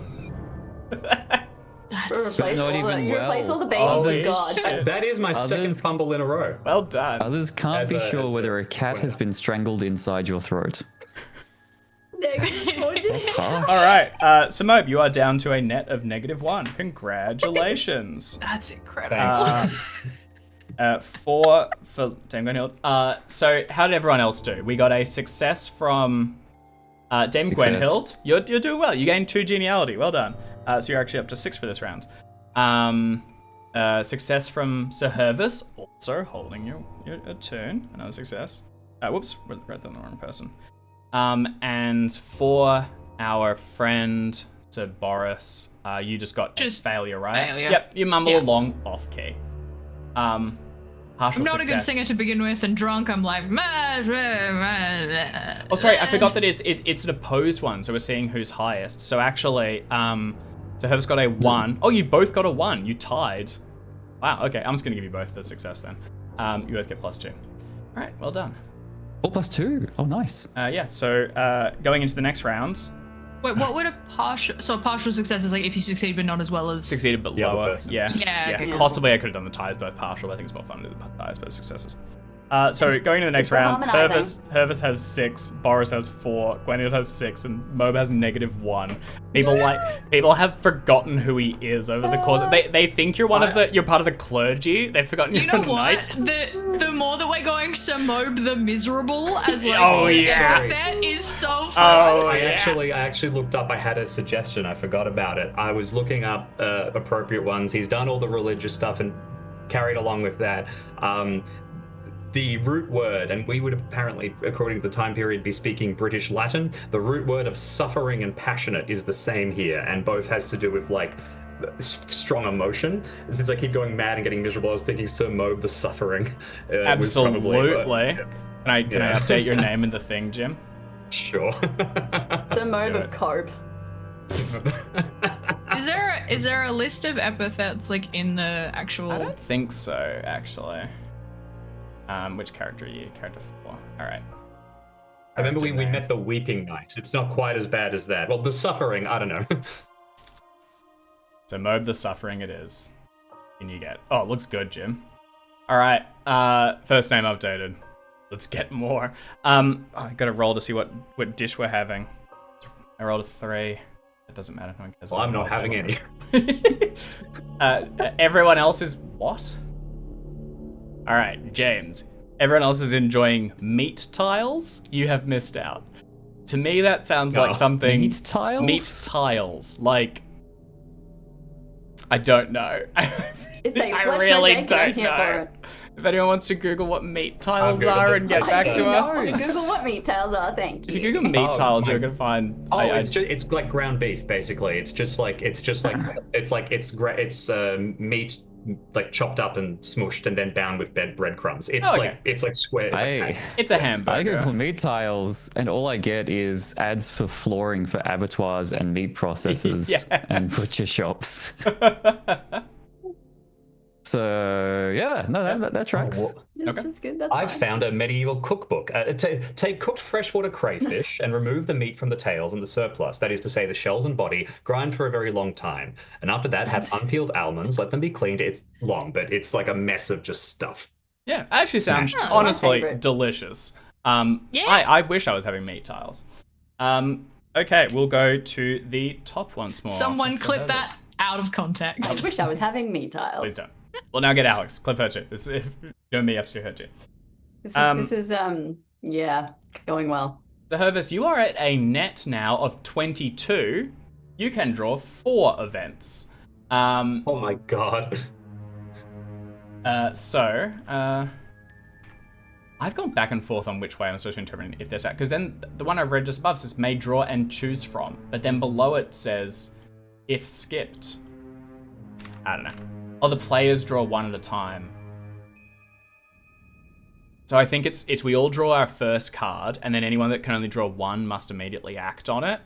Then we all draw a second card and then choose. Okay. We'll try that this time. Hey, we're having Let's do fun with that. it. All right, we're all gonna. In that case, I'm gonna tell everyone how many cards they can draw now, and can you please remember? So Hervis, you are on 22 total. You can draw 4. So Boris, you are on 17 total. You can draw 3. Wait, how did I get to 17? I'm confused. You were at 13, and you've got +4. You've currently got you're at 4 geniality. So Good. a little bit Okay, higher. so I can draw 3. Got it.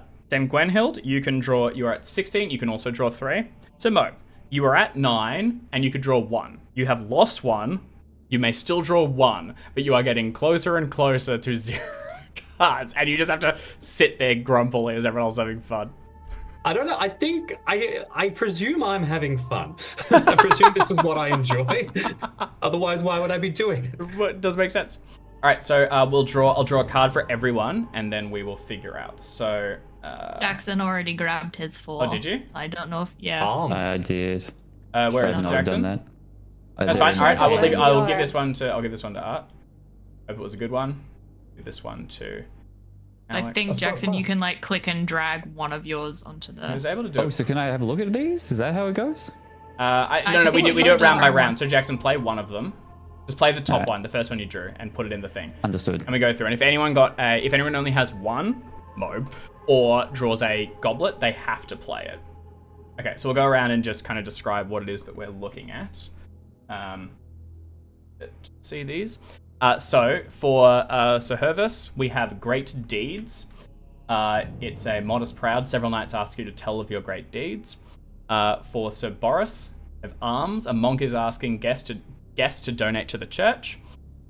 For Dame Gwenhild, we have a faux pas. Oh, You yeah. notice a guest about to take a seat above their station, and you can either point it out. And for Mobe, we have oops. A serving girl drops a platter of food all over you, and you do not have the opportunity to roll another one. So you have to take it. I'm Dark Ages Carrie. Jesus Christ.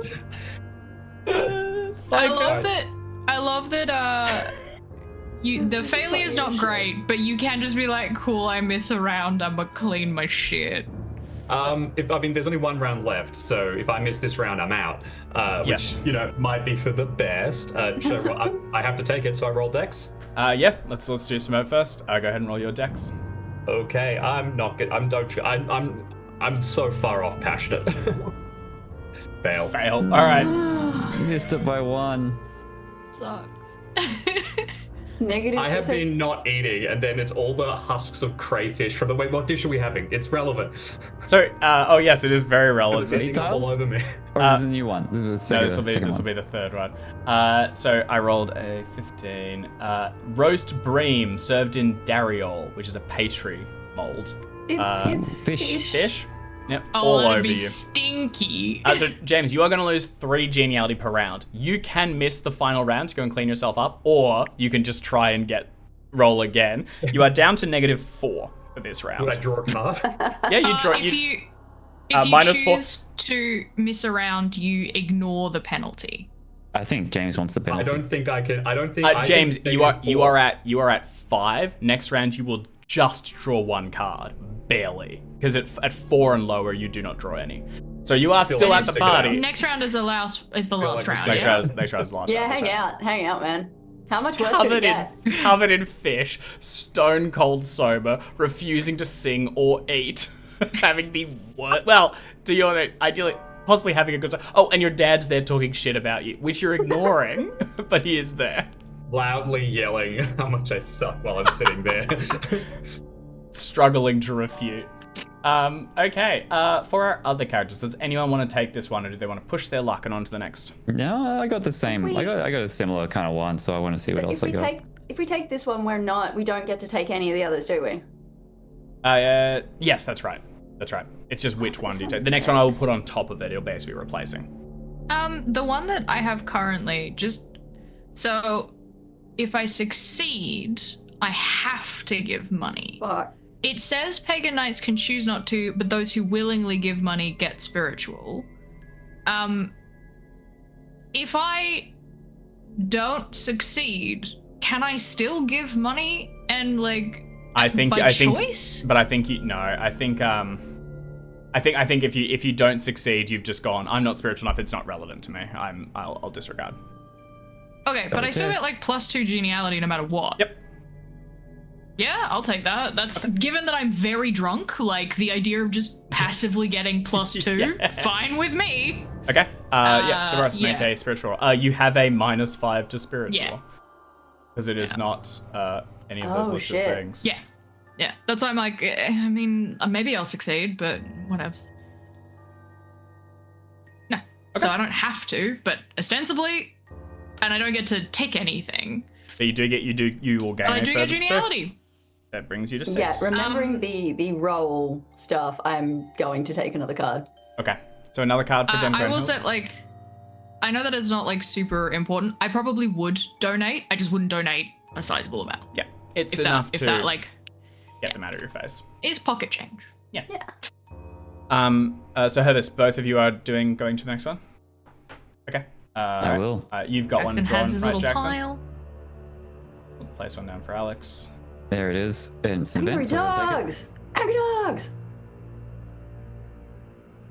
So Host calls for a hunt.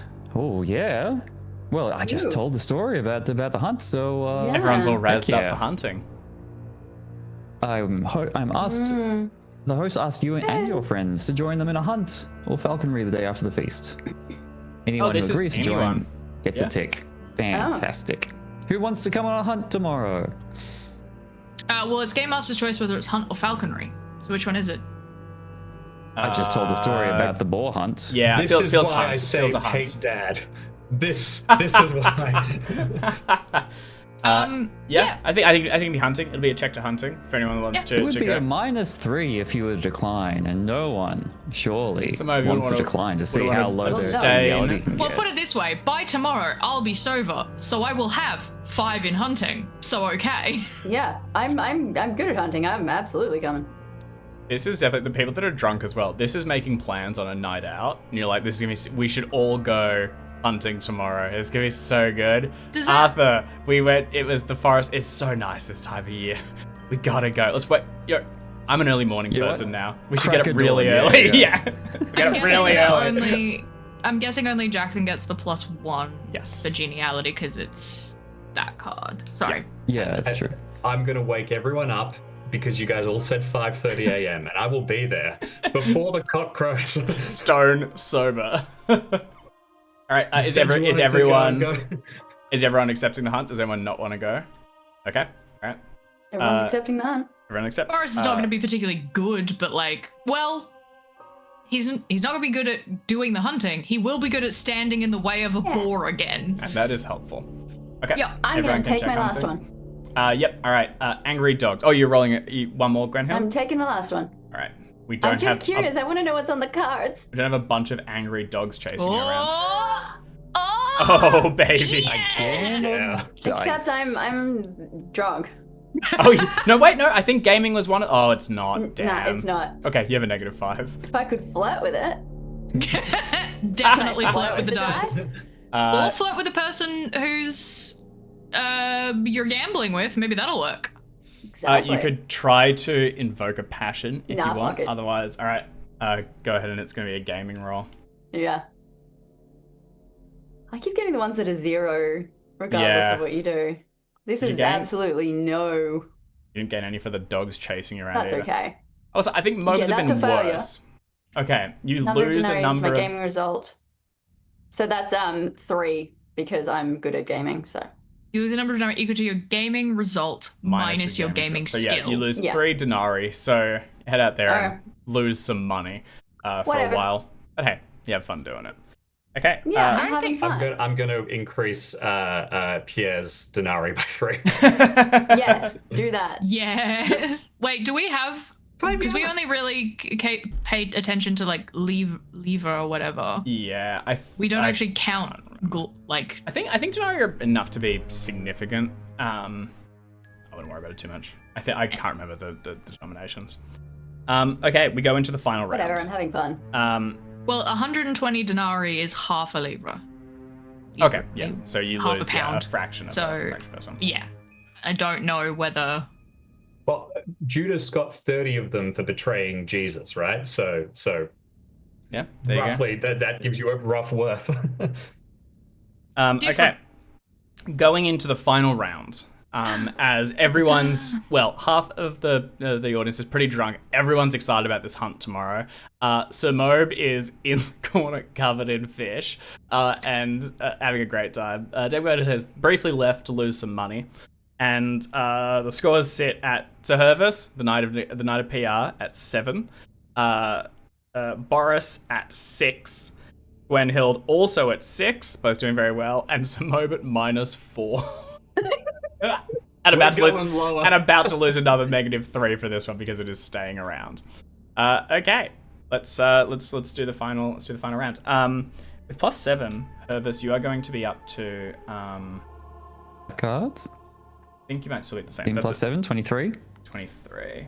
Oh, just off. You're still at 4. It's heartbreaking. Okay. All right. So 4 for Hervis, 19, 3 for Sir Boris, 3 for Dame Gwenhild, 1 for Sir Mobe, and barely. All right. I'll just draw in place 1 for each of you, and then we'll. Oh, Jackson immediately got it. Jackson, you still have 2. Yeah. They didn't get you about because it. he got a host one. I got an event. So I got to... Venom. Yes, but wouldn't they go back in the deck to be drawn by the rest of us? Yeah, I tried to. Doesn't matter. There's fair enough. It's fine. I'm sure I can grab them somehow. Okay, so Jackson will have to do his. He got a host card. The host passes by. Yeah, you have had so many host interactions. I guess you've gotten them. Yeah. For Sir Boris, we are tempted by the Merchant of Venom. The court jester has singled you out for a lampooning. For Dame Gwenhild, new friends. The knight has asked to introduce you to their friends. He's alone and seeks good company. Wow, that seems nice. And for Sir Mobe, who must take it, the minstrels play a rousing song and you feel like joining in the merriment. It's play instrument. You can't sing. Incredible. I'll show you guys what a tune is. Give me a Gregorian underbeat. Stop Someone beatboxing. drop a beat. I love this so much. You just say, my God. give me that. dear. Made me laugh so hard. Give me that. You just immediately just grab it and refuse. Is anyone else taking that? I'd like to roll my devotion. It's like a wedding guest pushing up to the band and like taking the mic. This one goes out to Pretty God. good. Oh, wait, the host pass unopposed against your highest Oh my passion. god. Interesting. All right, let's do let's do Jackson's first, and then we'll go to Jim's and see what he's doing. All right, so a host passes by. The host comes by and speaks with you about a topic dear to your heart. So it's whatever your highest passion is. I got And- 4 passions at 15, but I think the most appropriate thing would be love family. I'm gonna talk up my dad, who I still don't your know, dad? probably couldn't be here. Is that your highest passion? I got 15 in honor, Lord, hospitality, and family, and Makes sense. haven't really. I was gonna really say, touched on Jackson, it if you wanted to go for a different suffix to secure it now, if one of your other passions that's applied, true. this could be the one that gets, if it's honor, it could really I should talk about my own honor. That's whatever you want. You're the Well, the knight of concept PR. of being honorable, the duties of a knight, and the concept of being honorable in general. Yeah, and the way that you just never give up. no. I'm gonna talk about my dad, but I'm gonna make it seem like I'm already further ahead than he was. Oh yeah, when he was just getting started, he hadn't even gotten close to giants or Merlin. That's it. He Okay. only lost a butter knife, and I've lost 2 swords. 2 named swords. More Yeah. named You swords than Wish to most people touch them, ever you got see. to lose them. All right, I'll go ahead and make a roll against your love family. And Hup. Ooh, Okay. I have failed. You and You the and the host. host agree to disagree. What? Oh, okay. Yeah, all right. So So you're neutral. Because you get +1 for the card. it sounds like the Arthur's saying, "No, calm down. Settle. I've heard stories about your dad. You've still got a long way to go." Is that what this is? He's friends with Merlin, who has Arthur's ear. So. True. Well, I think, That's true. and also, I mean, Arthur's relationship with his family is quite different to yours. He was like raised by a local. I think he knows he's adopted. So he's got a very I think that you knew your father. I think basically like you come at it from very different angles. You having inherited your father's legacy and something, and just find you just can't quite click on the beats don't really land with him. And he's just doesn't quite get across. So this is gonna be a wash because you'll gain 1 and lose 1. He has just found out, as in not like yesterday, but he found out I think around the time of the pulling of the sword. So in the last 3 months. I think he knows he's adopted. He just doesn't know who his father is. I believe that's correct. That's my Yes, he understanding, yeah. gets So I think that comes quite a bit later. because it was actually in the random passage I looked at last session, and because his adopted father kneels before him and tells him. Ah, cool. Oh yeah, because that's in the Sword and the Stone. I'm pretty sure, like the Disney movie. Oh yeah. Yeah. I think like the guy who sort of raises him does like kneel down and go like, I don't know whether it is specifically like you're adopted, but there's an element of like he kneels down and says like essentially I haven't been a particularly good father to you and I'm sorry. And Yeah. Arthur's like, you were fine actually. That's a good idea. There's so many sources for the Arthurian myth. We should just pick one source for canon. And it might as well be a Disney movie. follow And then that, we could yeah. all just do our homework in the weekend. Punch it out. And everything else is whatever we feel like. Apparently the only canon we are forbidden from is Monty Python. the Holy Grail, With good reason. Expressly. which is With good reason. yeah. All right. I will be skipping my card. Thank you. This is not one I You wish don't to want to be test on. lampooned? Damn. Not particularly, and not for the possibility of getting maybe 1, but probably negative. All right. Maybe they'll drop fish on you. Alex, do you want to make new friends? Nah, likewise, this is yet another one with no possibility of geniality. Give me someone else. All right. We're going to draw 2 more. I mean, you might get money, but given that we're Oh, saying goodbye money? to the characters at this point, meh. Okay. A case of mistaken identity for Cerberus. A knight mistakes you for another. They praise you for deeds you did not perform. Oh, would have been so good for Cerberus. And time to share for Dame Gwenhild. Suddenly your affairs But seem inconsequential and last you want round. your friends to enjoy themselves. You can give this card, whenever you draw a card during the feast, you may give it to another player. This is the last It's round, not going to so apply, yeah. I will take my third one All right. again, I guess. We're all once. Yeah, I think this one. Courtesy isn't one that I get. I mean, here's the thing. I am famously honest. So... Yeah. And I have no interest in being deceitful. I don't actually want to roll against this one anyway, because I don't. Like, so I'll take one more and see what happens. And hey, whichever one it is. Oh my god, it's the most one anyway. Oh, that was pretty good. One. All right, so we've got a forced one. Oh, it's for all characters too. So we're all going to roll courtesy for Sir Boris, and all you can eat for Dame Gwenhild. Why don't we do Dame Gwenhild's? This is your last one, right, Alex? You can't draw another? Mm-hmm. Okay. We'll do Dame Gwenhild's, and then we'll all do the host toast to wrap up the feast. So, Alex, yours is a voracious... I also have to play an instrument. Oh, we didn't do yours. Oh, sorry, we were going to do that in the last one. We can do. Let's do the host toast first. No. We'll do all you can eat. Then I want to see if if the host toast is done to the tune of "We Will Rock You." Because we all have to roll for that one, so we may as well do it. Yeah. So for all you can eat, Alex, it's a voracious night challenges you to see who can eat the most. Wow. To determine the opponent's indulgence, D6 plus 13. Does any player knight want to challenge? Otherwise, we'll do it down to a random. I don't like my odds. All right, I will. There's a party night. When he goes bard. All right. I love that because you're drunk. Remember, you do get a +5 to indulgent. Oh, okay. It comes together. This is actually a pretty good one to be drunk for. And my indulgence actually pretty high. Oh my god! Nice. If you gain 5 glory, and if you surpass a multiple of 1,000 in the next winter phase, you may increase your size by 1. That's hilarious.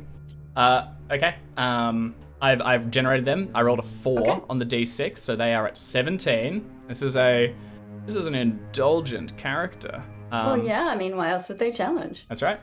Dame Gwenhild, if you want to do yours first. I succeed. And by quite a bit. How much I rolled over a D29, 20 were you? D29, my favorite dice. Alex, what was your indulgence to start with? My indulgent to start with was 15. Okay, cool. Bang Just on. because if it had took you over 20, you would have gotten a buffer. It factors that the roll should apply it.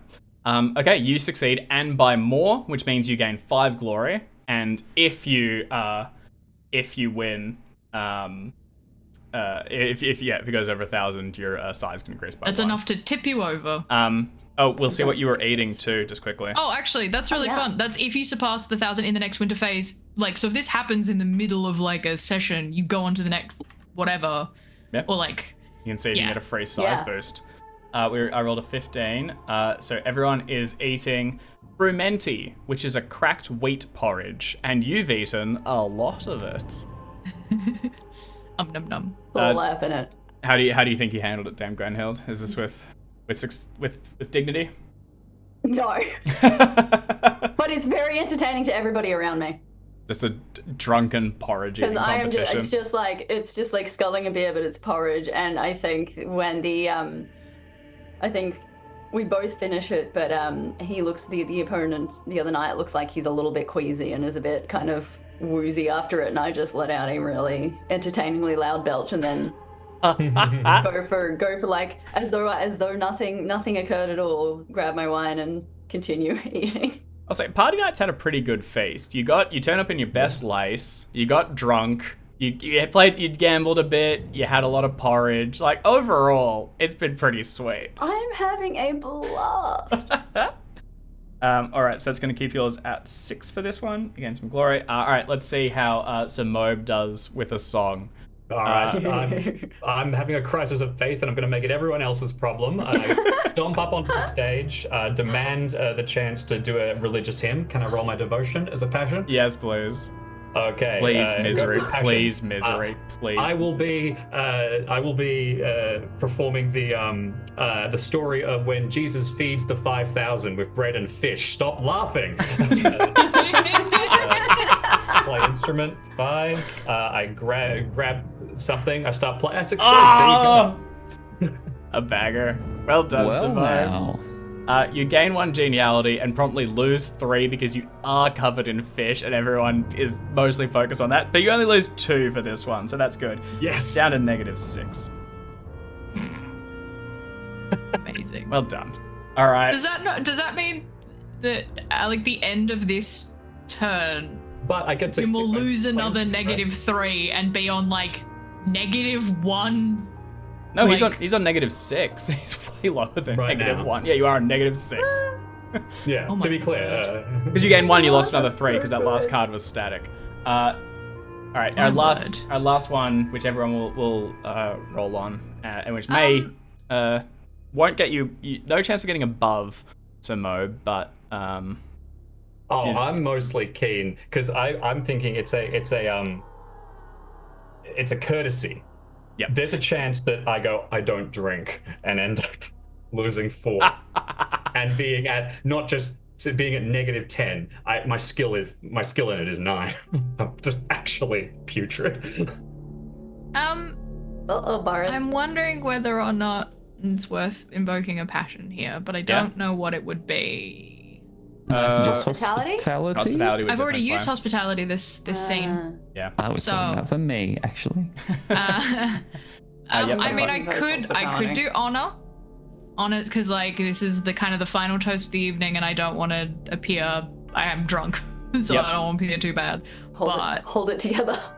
Although actually, that's a good point. Would the drunk also apply to passion rolls, or is it It like? does, yeah, because it lists the ones that it doesn't to. But Lustful, none of those reckless, are passions. indulgence. Yeah, Oh, sorry, none no of traits. I was thinking yeah. traits. No, it won't apply to passions. Because it also says all other skills. Yeah, not Yep. traits. No. Yes. Passions, passion, not yeah, traits. Yeah. I would assume it applies. So Well, I'll actually, say- no, I'll say that's a you really won't- good No, point. I would assume it only applies to skills, So- but then there are some it's all skills and some traits if named. So what it means is, yes, that's right. So you get a +5 to flirting and orate, Lustful. and then a -5 to all other skills. You get a +5 to lustful, reckless, and indulgent and valorous, and then no changes to any of the other traits. Yeah. Your passions are unaffected. Yeah. Okay, that makes sense. Well, I'm that going to try maybe. hospitality. Did I roll Go for it. anything with a -5 that was a thingy? I don't know. Whatever. Doesn't matter. Yeah. I'm ready to roll. All right. So Hervis is going to have a +5.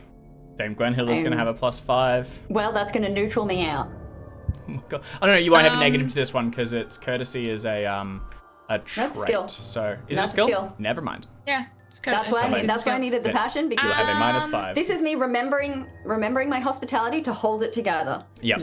This is me going into the bathroom and looking in the mirror and being like, hold it together, hold it together. You are Honor- sober. Can I roll either honor or homage lord, Dave? Would either of Homage those Lord definitely plays. I think maybe do that one. I'll do that. That's who you'd be toasting. So the way it goes. I just want to basically- make sure that I like select a correct one. Okay, everyone do hospitality, and then Right. we're gonna. Cool. All right, James, are you gonna try and invoke a passion? I did. I hospitality and succeeded. Okay, nice. Nice. So it starts off, and it kind of Arthur stands up and raises his goblet. Cooler if it was a grail. And draws attention, and as the feast is concluding, will raise a toast to all the fine lords and their knights that have gathered here to witness this, the beginning of a fine new thing.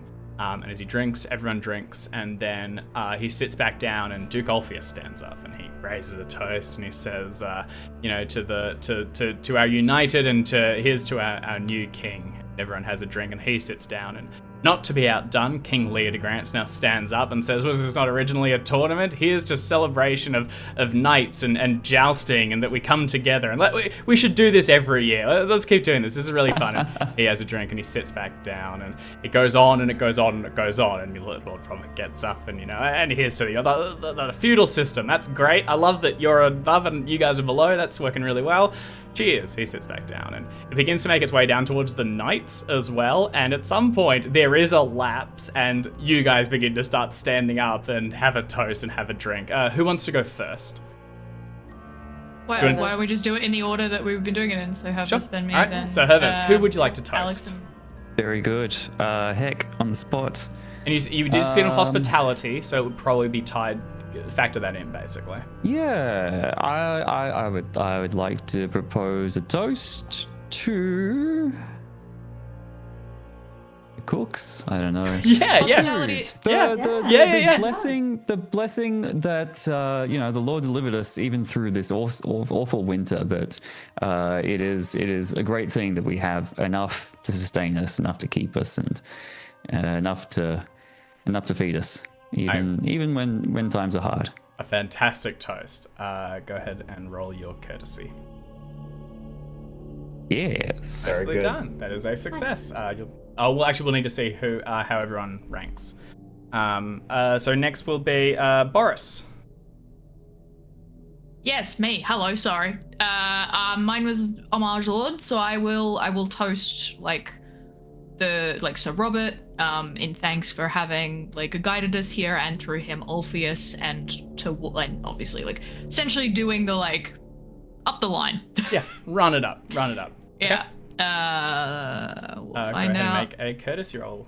It is just straight because I succeeded in my thing.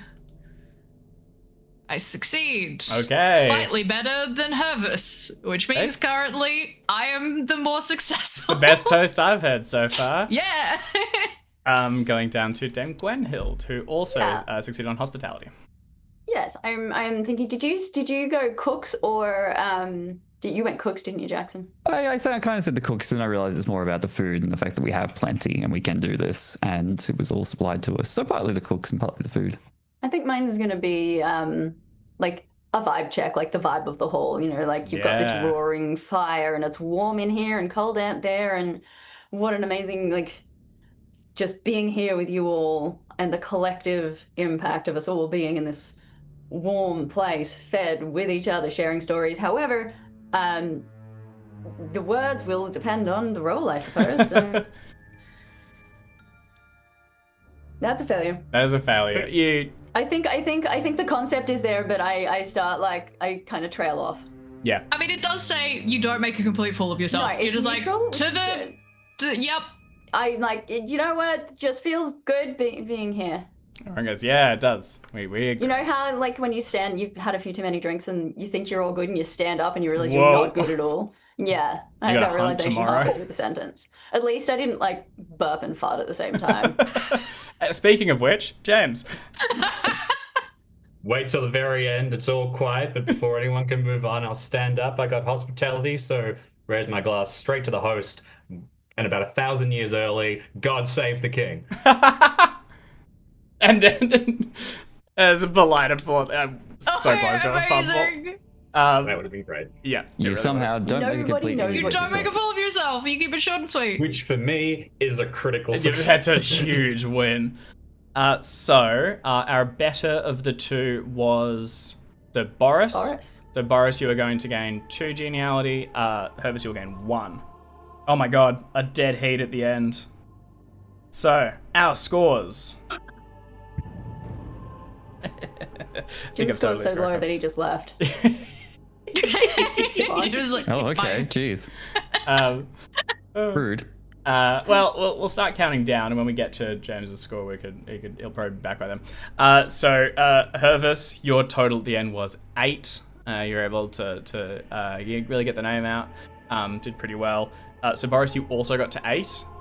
So you And kept, drunk. Yeah, and Junk, drunk. But I'm pleased with. And you kept your run with the Knight of PR. Dame Gwenhild, a very respectable 6. So not quite up to those, but a bit of gambling, bit of fun. And Sir Mobe, the suffering, with the opposite of Dame Gwenhild's, a sum of -6 to bring it home. People have forgotten who you are. They're pretty sure the most memorable thing will be you being covered in fish for the end of the evening. Remember that priest who got covered in fish and then left? Oh my goodness. No one beat the threshold though. The threshold for a feast of this size Threshold. was 9. For the glory threshold was just off. So that's for Dang. so it was close though, and I think it actually shows that it's just 1 or 2 or would have done it.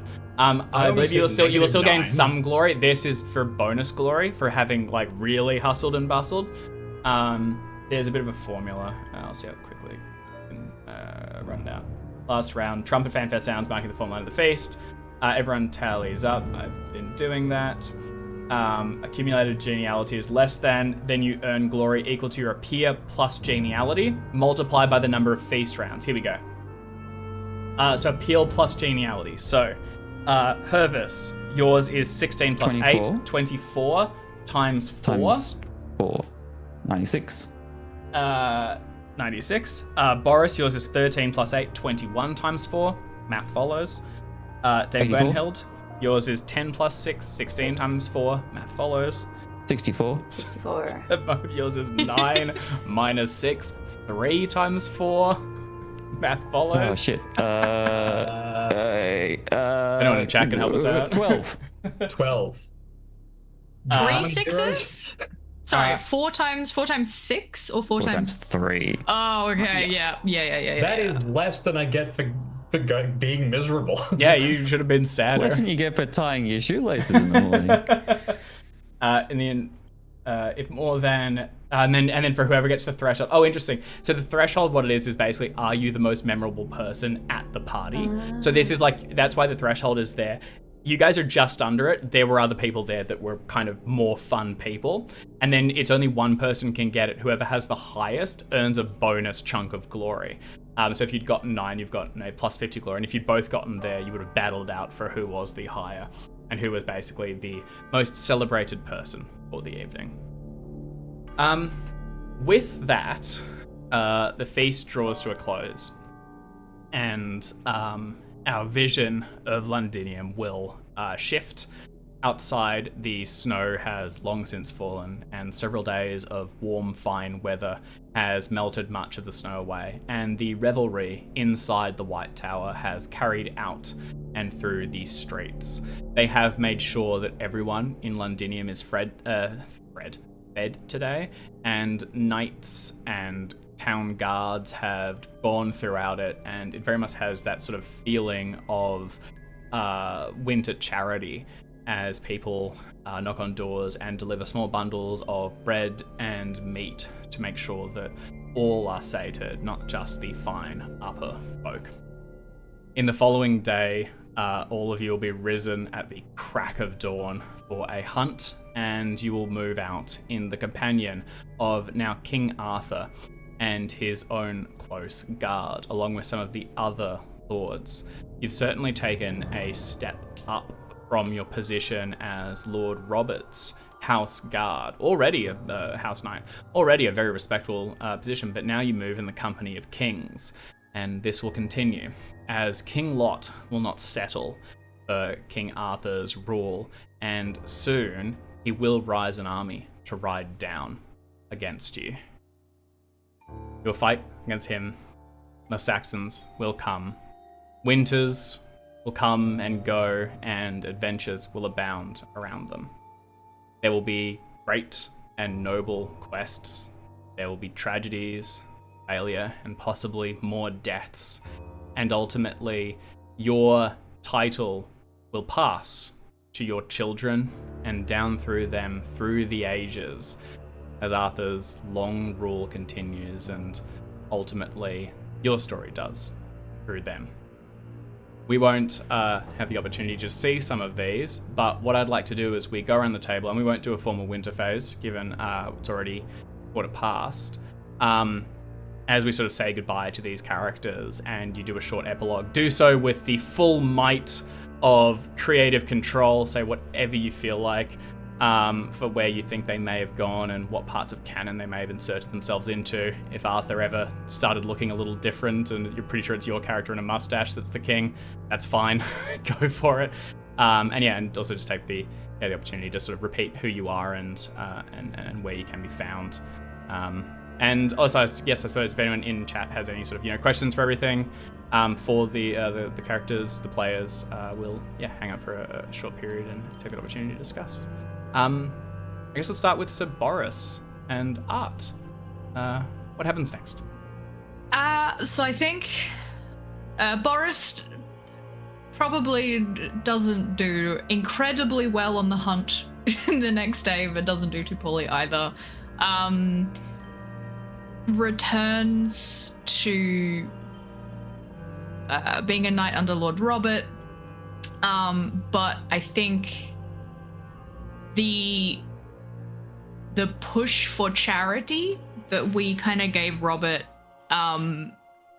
filters up towards Arthur, and in some small way, Boris is the kind of like progenitor of the concept of chivalry that like maybe doesn't directly impact Arthur, but enough of that kind of behavior filters through, and it's like, yes, this is actually what a good knight is.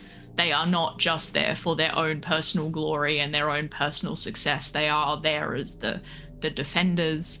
I would love to think that perhaps Boris has some moment where he gets to fight side by side with King Arthur, but I think because he's not a particularly intriguing or intrigue-bent person, I think he lives out most of his days pretty genial, pretty happy, does his best to look after the little people.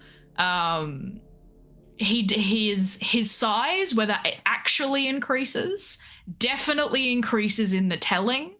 And I think by the end of his tale, Sir Boris is known as Sir Boris the Stalwart, Sir Boris the Defender, Sir Boris the Great Wall, who puts himself between those who are in need of protection and the dangers of the world around. I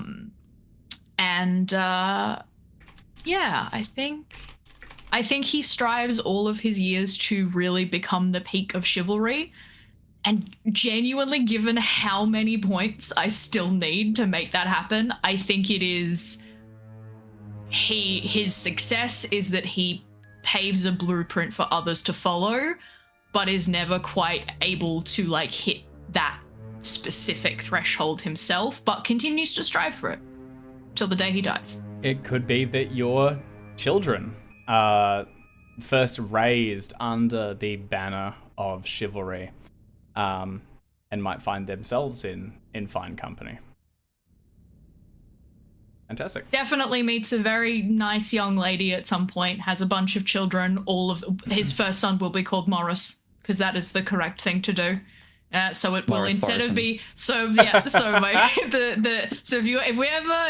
ever there is a return, or Yes. to our lovely folks who are watching, if you wish to, I give you leave to play Sir Morris Borison, who may in fact be the finest swordsman in the land. Not the most enthusiastic knows? knight, but the finest. Definitely. Just the really not finest. having a good time. Who I am Art. You can find me on the internet at Blue Sky at Unfiltered Art. I also have a Twitch channel at twitch.tv/unfilteredart, where you can find me playing video games, being a goober, and very likely I'm looking at doing a solo journaling TTRPG on my stream relatively soon. So if you want to see more TTRPG content with just me, because it's, solo, then you can go find my channel if you so desire. Love to have you. Love to see you around. Thank you all. Fantastic. All right. Nice. I'll go across next to Jackson and Sir Hervis. Heck.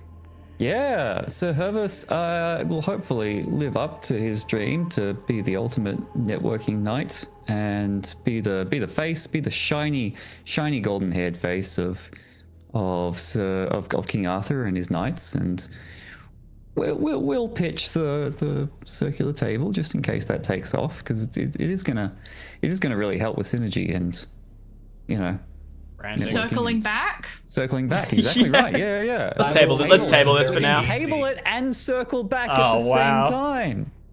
How about that?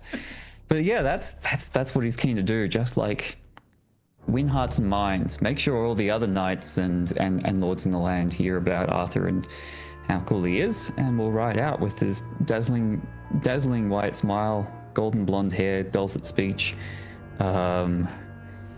I don't know, is it too much to ask that he's like Sir Hervis the Golden of the Gold? Yeah, hell yeah. Something like that. Hervis the Golden.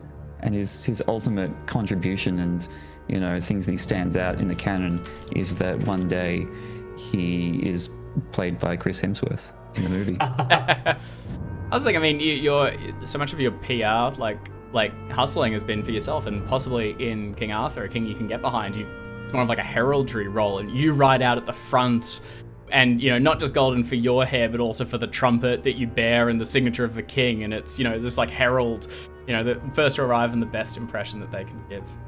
Yeah. Awesome. Yeah. And what about you, Service Jackson? for now was played by Jackson. I'm Jackson Heenan at jacksonheenan.com on the web and on Blue Sky. That's where I'll be, and that's where I'll be making some more noise about another project I'm spinning up, which is a little studio space here in Melbourne for the purpose of playing RPGs. Something I've been tinkering with a while and is coming into fruition. And so, yes, you'll be able to find what I'm up to at Scryglass Studio, SCRY glass.studio on the web, Scryglass Studio on the web and a couple of socials. So yeah, I'm going to be putting together a little space where you can come in and play some games alongside some other folks, Elder Gods and Dragons, who also offer a board game RPG space venue for hire here in Melbourne. And then for the Scryglass Studio, I'm sure at some point I'll need some games to be happening on a stream and on recording and on video, and I'll have to see where I can find some friendly faces to play some games with and put some content out. So maybe keep an eye on that. I mean, if you folks have any recommendations for people I could ask, I would say I think just off the top of my head, Nah. I know two very very good game masters. Pretty good. I mean, they're not bad. I'll keep And an eye out. I know a couple of like decent. Players? Okay. I know a couple of players. Okay, Do you know what? Hit me up after the stream, Drax, and we'll talk. See what we can check out Chaotic, would work. but might be a vibe. Something to keep an eye on. Anyway. Fantastic. Well, definitely, if you want to whack a link in the chat or anything for any of for these, sure. and same for you out as well for the Twitch channel.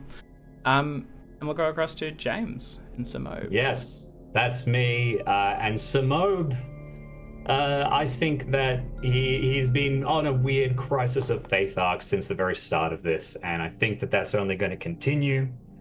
He has had this little kernel of doubt put into his mind, and having met this possibly fey or strange fairy woman in the woods, I think that continues through. I like the idea that whether or not he eventually reconciles with aspects of his blood family or just goes and finds his mother, it's not really the core parts of his story. And I like the idea that, because I think Pendragon supports not just direct parental lineage, but also things like orders and establishment. I like the idea that maybe it's his actual writings or his relationship with this fey creature that leads to someone adopting that aspect. Yeah, hell yeah.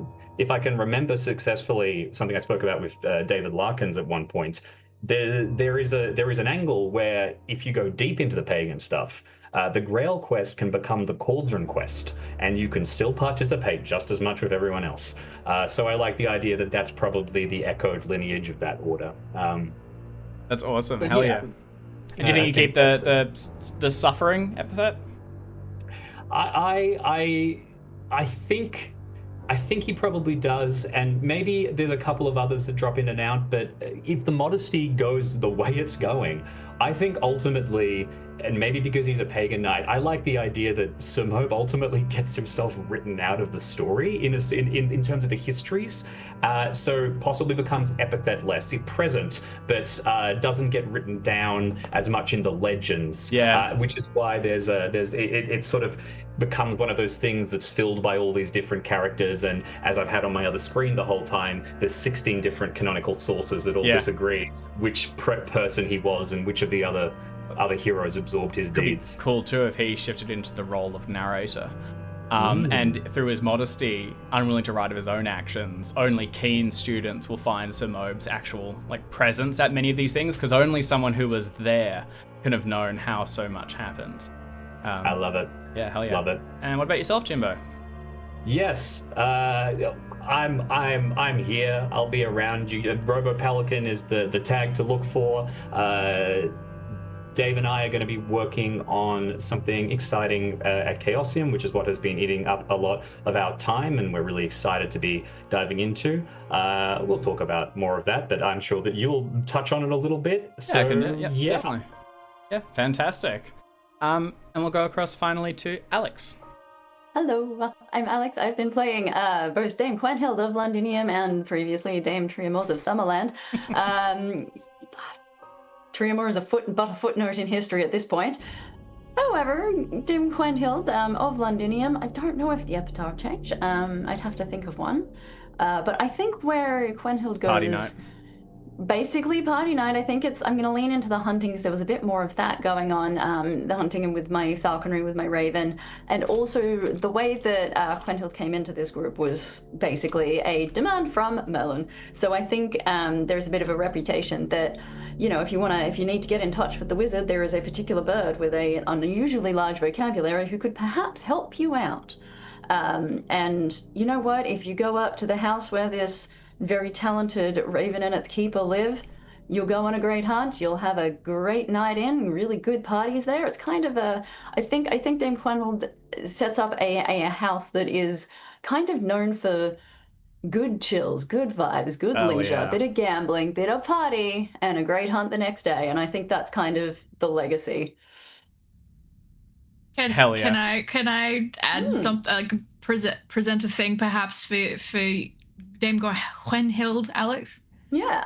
Boris and Quenhild stay in very close contact. I think so, yeah. I like Boris immediately was like, I like you, I like your axe. Enthusiasm and parties. Yeah, I think enthusiastic parties.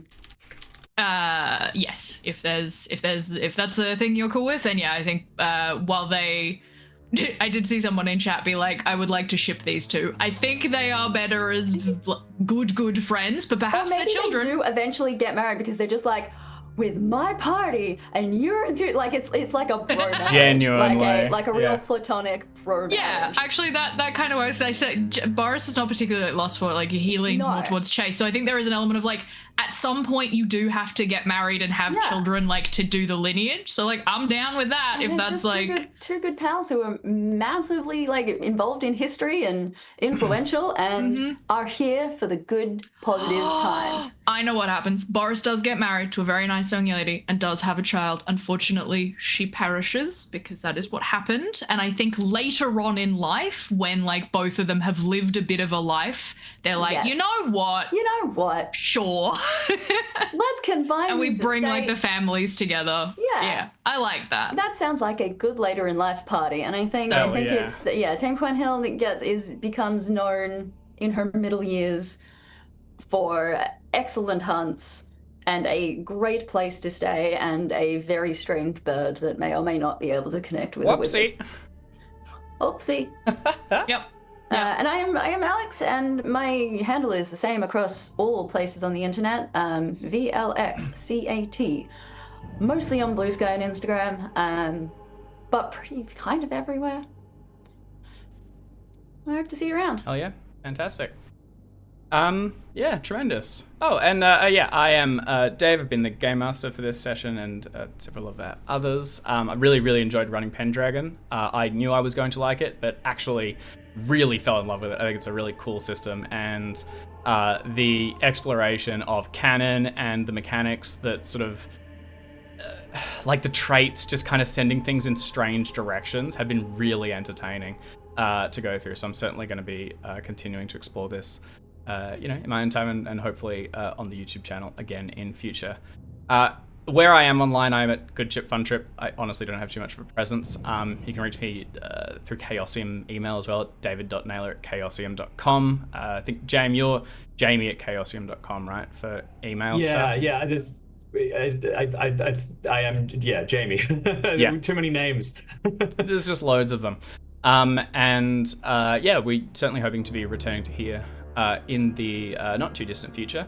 As Jim mentioned, he and I are working on a Chaosium project, which we're very excited about. This is something sort of untethered to the other elements. We don't want to say too much just yet because it is in development, but very hopeful that we'll be able to say more soon.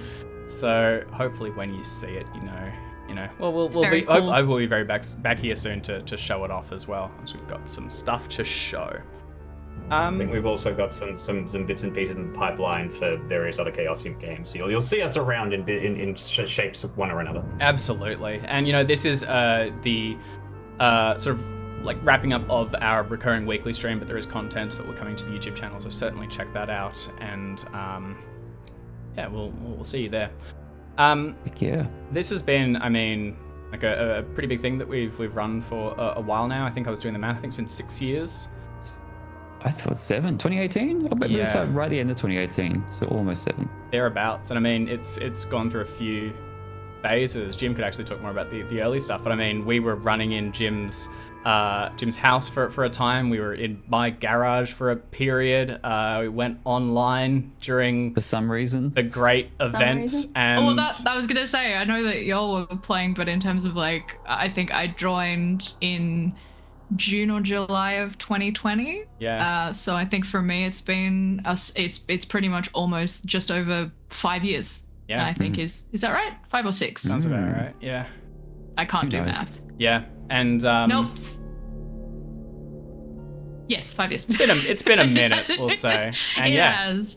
But yeah, it's been a great time. I have enjoyed every single one of my characters, and only 2 of them have made me cry because I wasn't willing to say goodbye to them, and I had to do that. So that's been a delightful time to be able to, like,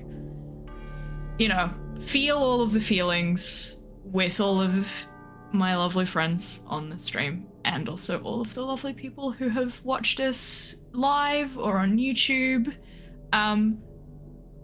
We have been the stream of chaos. I Yeah. say that whenever we play live, we've been the stream of chaos, and I'm damn proud to be that. So thank you all. Yeah, really, really fantastic. Yeah, I wanted to basically say just a huge thank you to first of all everyone that's tuned in across the years and watched either live or over on the YouTube channel. For the people that have commented or shared this program, it's been really cool opportunity to be able to do this and show off so many cool games and run and play in a number of just fantastic stories. We've met some of you at conventions and things. It's been really cool to have folks come up and say they've recognized what we've run, or that it gave them a bit of insight into how something you might expect a campaign to go, or at least they knew what not to do. And both of those are helpful. So certainly continue to do so. We really appreciate getting a chance to say g'day. People that have joined the Discord channel, and we've seen art made of some of these characters and stuff. It's all just fantastic. So a huge thank you for tuning in across these years. I want to say obviously a massive thanks to the cast here, to Art and Jackson and Alex and James in his cast hat, in his director hat, in his GM hat. Has been just terrific. I put a lot into each of these characters, and it's always shown. We've had previous people that have been on here as well. Rachel, who was with us right at the beginning, and Daniel, who's joined us for a campaign. Others that have guested have always been fantastic. And everyone who's joined has always brought their own spin on these classic products and shown them off to their full extent. We've had some really cool chances to play with a bunch of different people and across a host of different systems. So it's been really, really cool. Right at the beginning, I remember doing the Type 40 stream with Jim directing, and they were going through. Was it a Horror on the Orient Express, Jim, or what was they? Yeah, because that was the one. Alan had made a giant full simulacrum because that's just the way Alan rolls, and yeah, it was just really cool. And Mike Mason ran a stream which is still available. He's actually on the YouTube channel. Jeff and the White Bull crew. Yeah, absolutely. And the hope is we'll absolutely still have more things coming in the future. So, things there. This is a au revoir. Yeah, not the big one. That's it. That's exactly it. Change To of the regular format, ones. rather. That's it. Which were also made possible by excellent moderator and clipper extraordinaire RQ Staffen, who's here just about every week. Yes, Oh, bravo. a huge thank you. Huge And managing thanks. the wiki too, Recording. recording. Big shout out on that. Just how often we Heels failed. live. You should also go and check out RQ's Beyond the Mounds of Madness game on YouTube, which is heaps of fun to check out.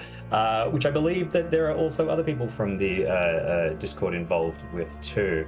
I'm 99% sure on that, but there's always the chance that I've just read something. I'll let We'll let people No. say their own things.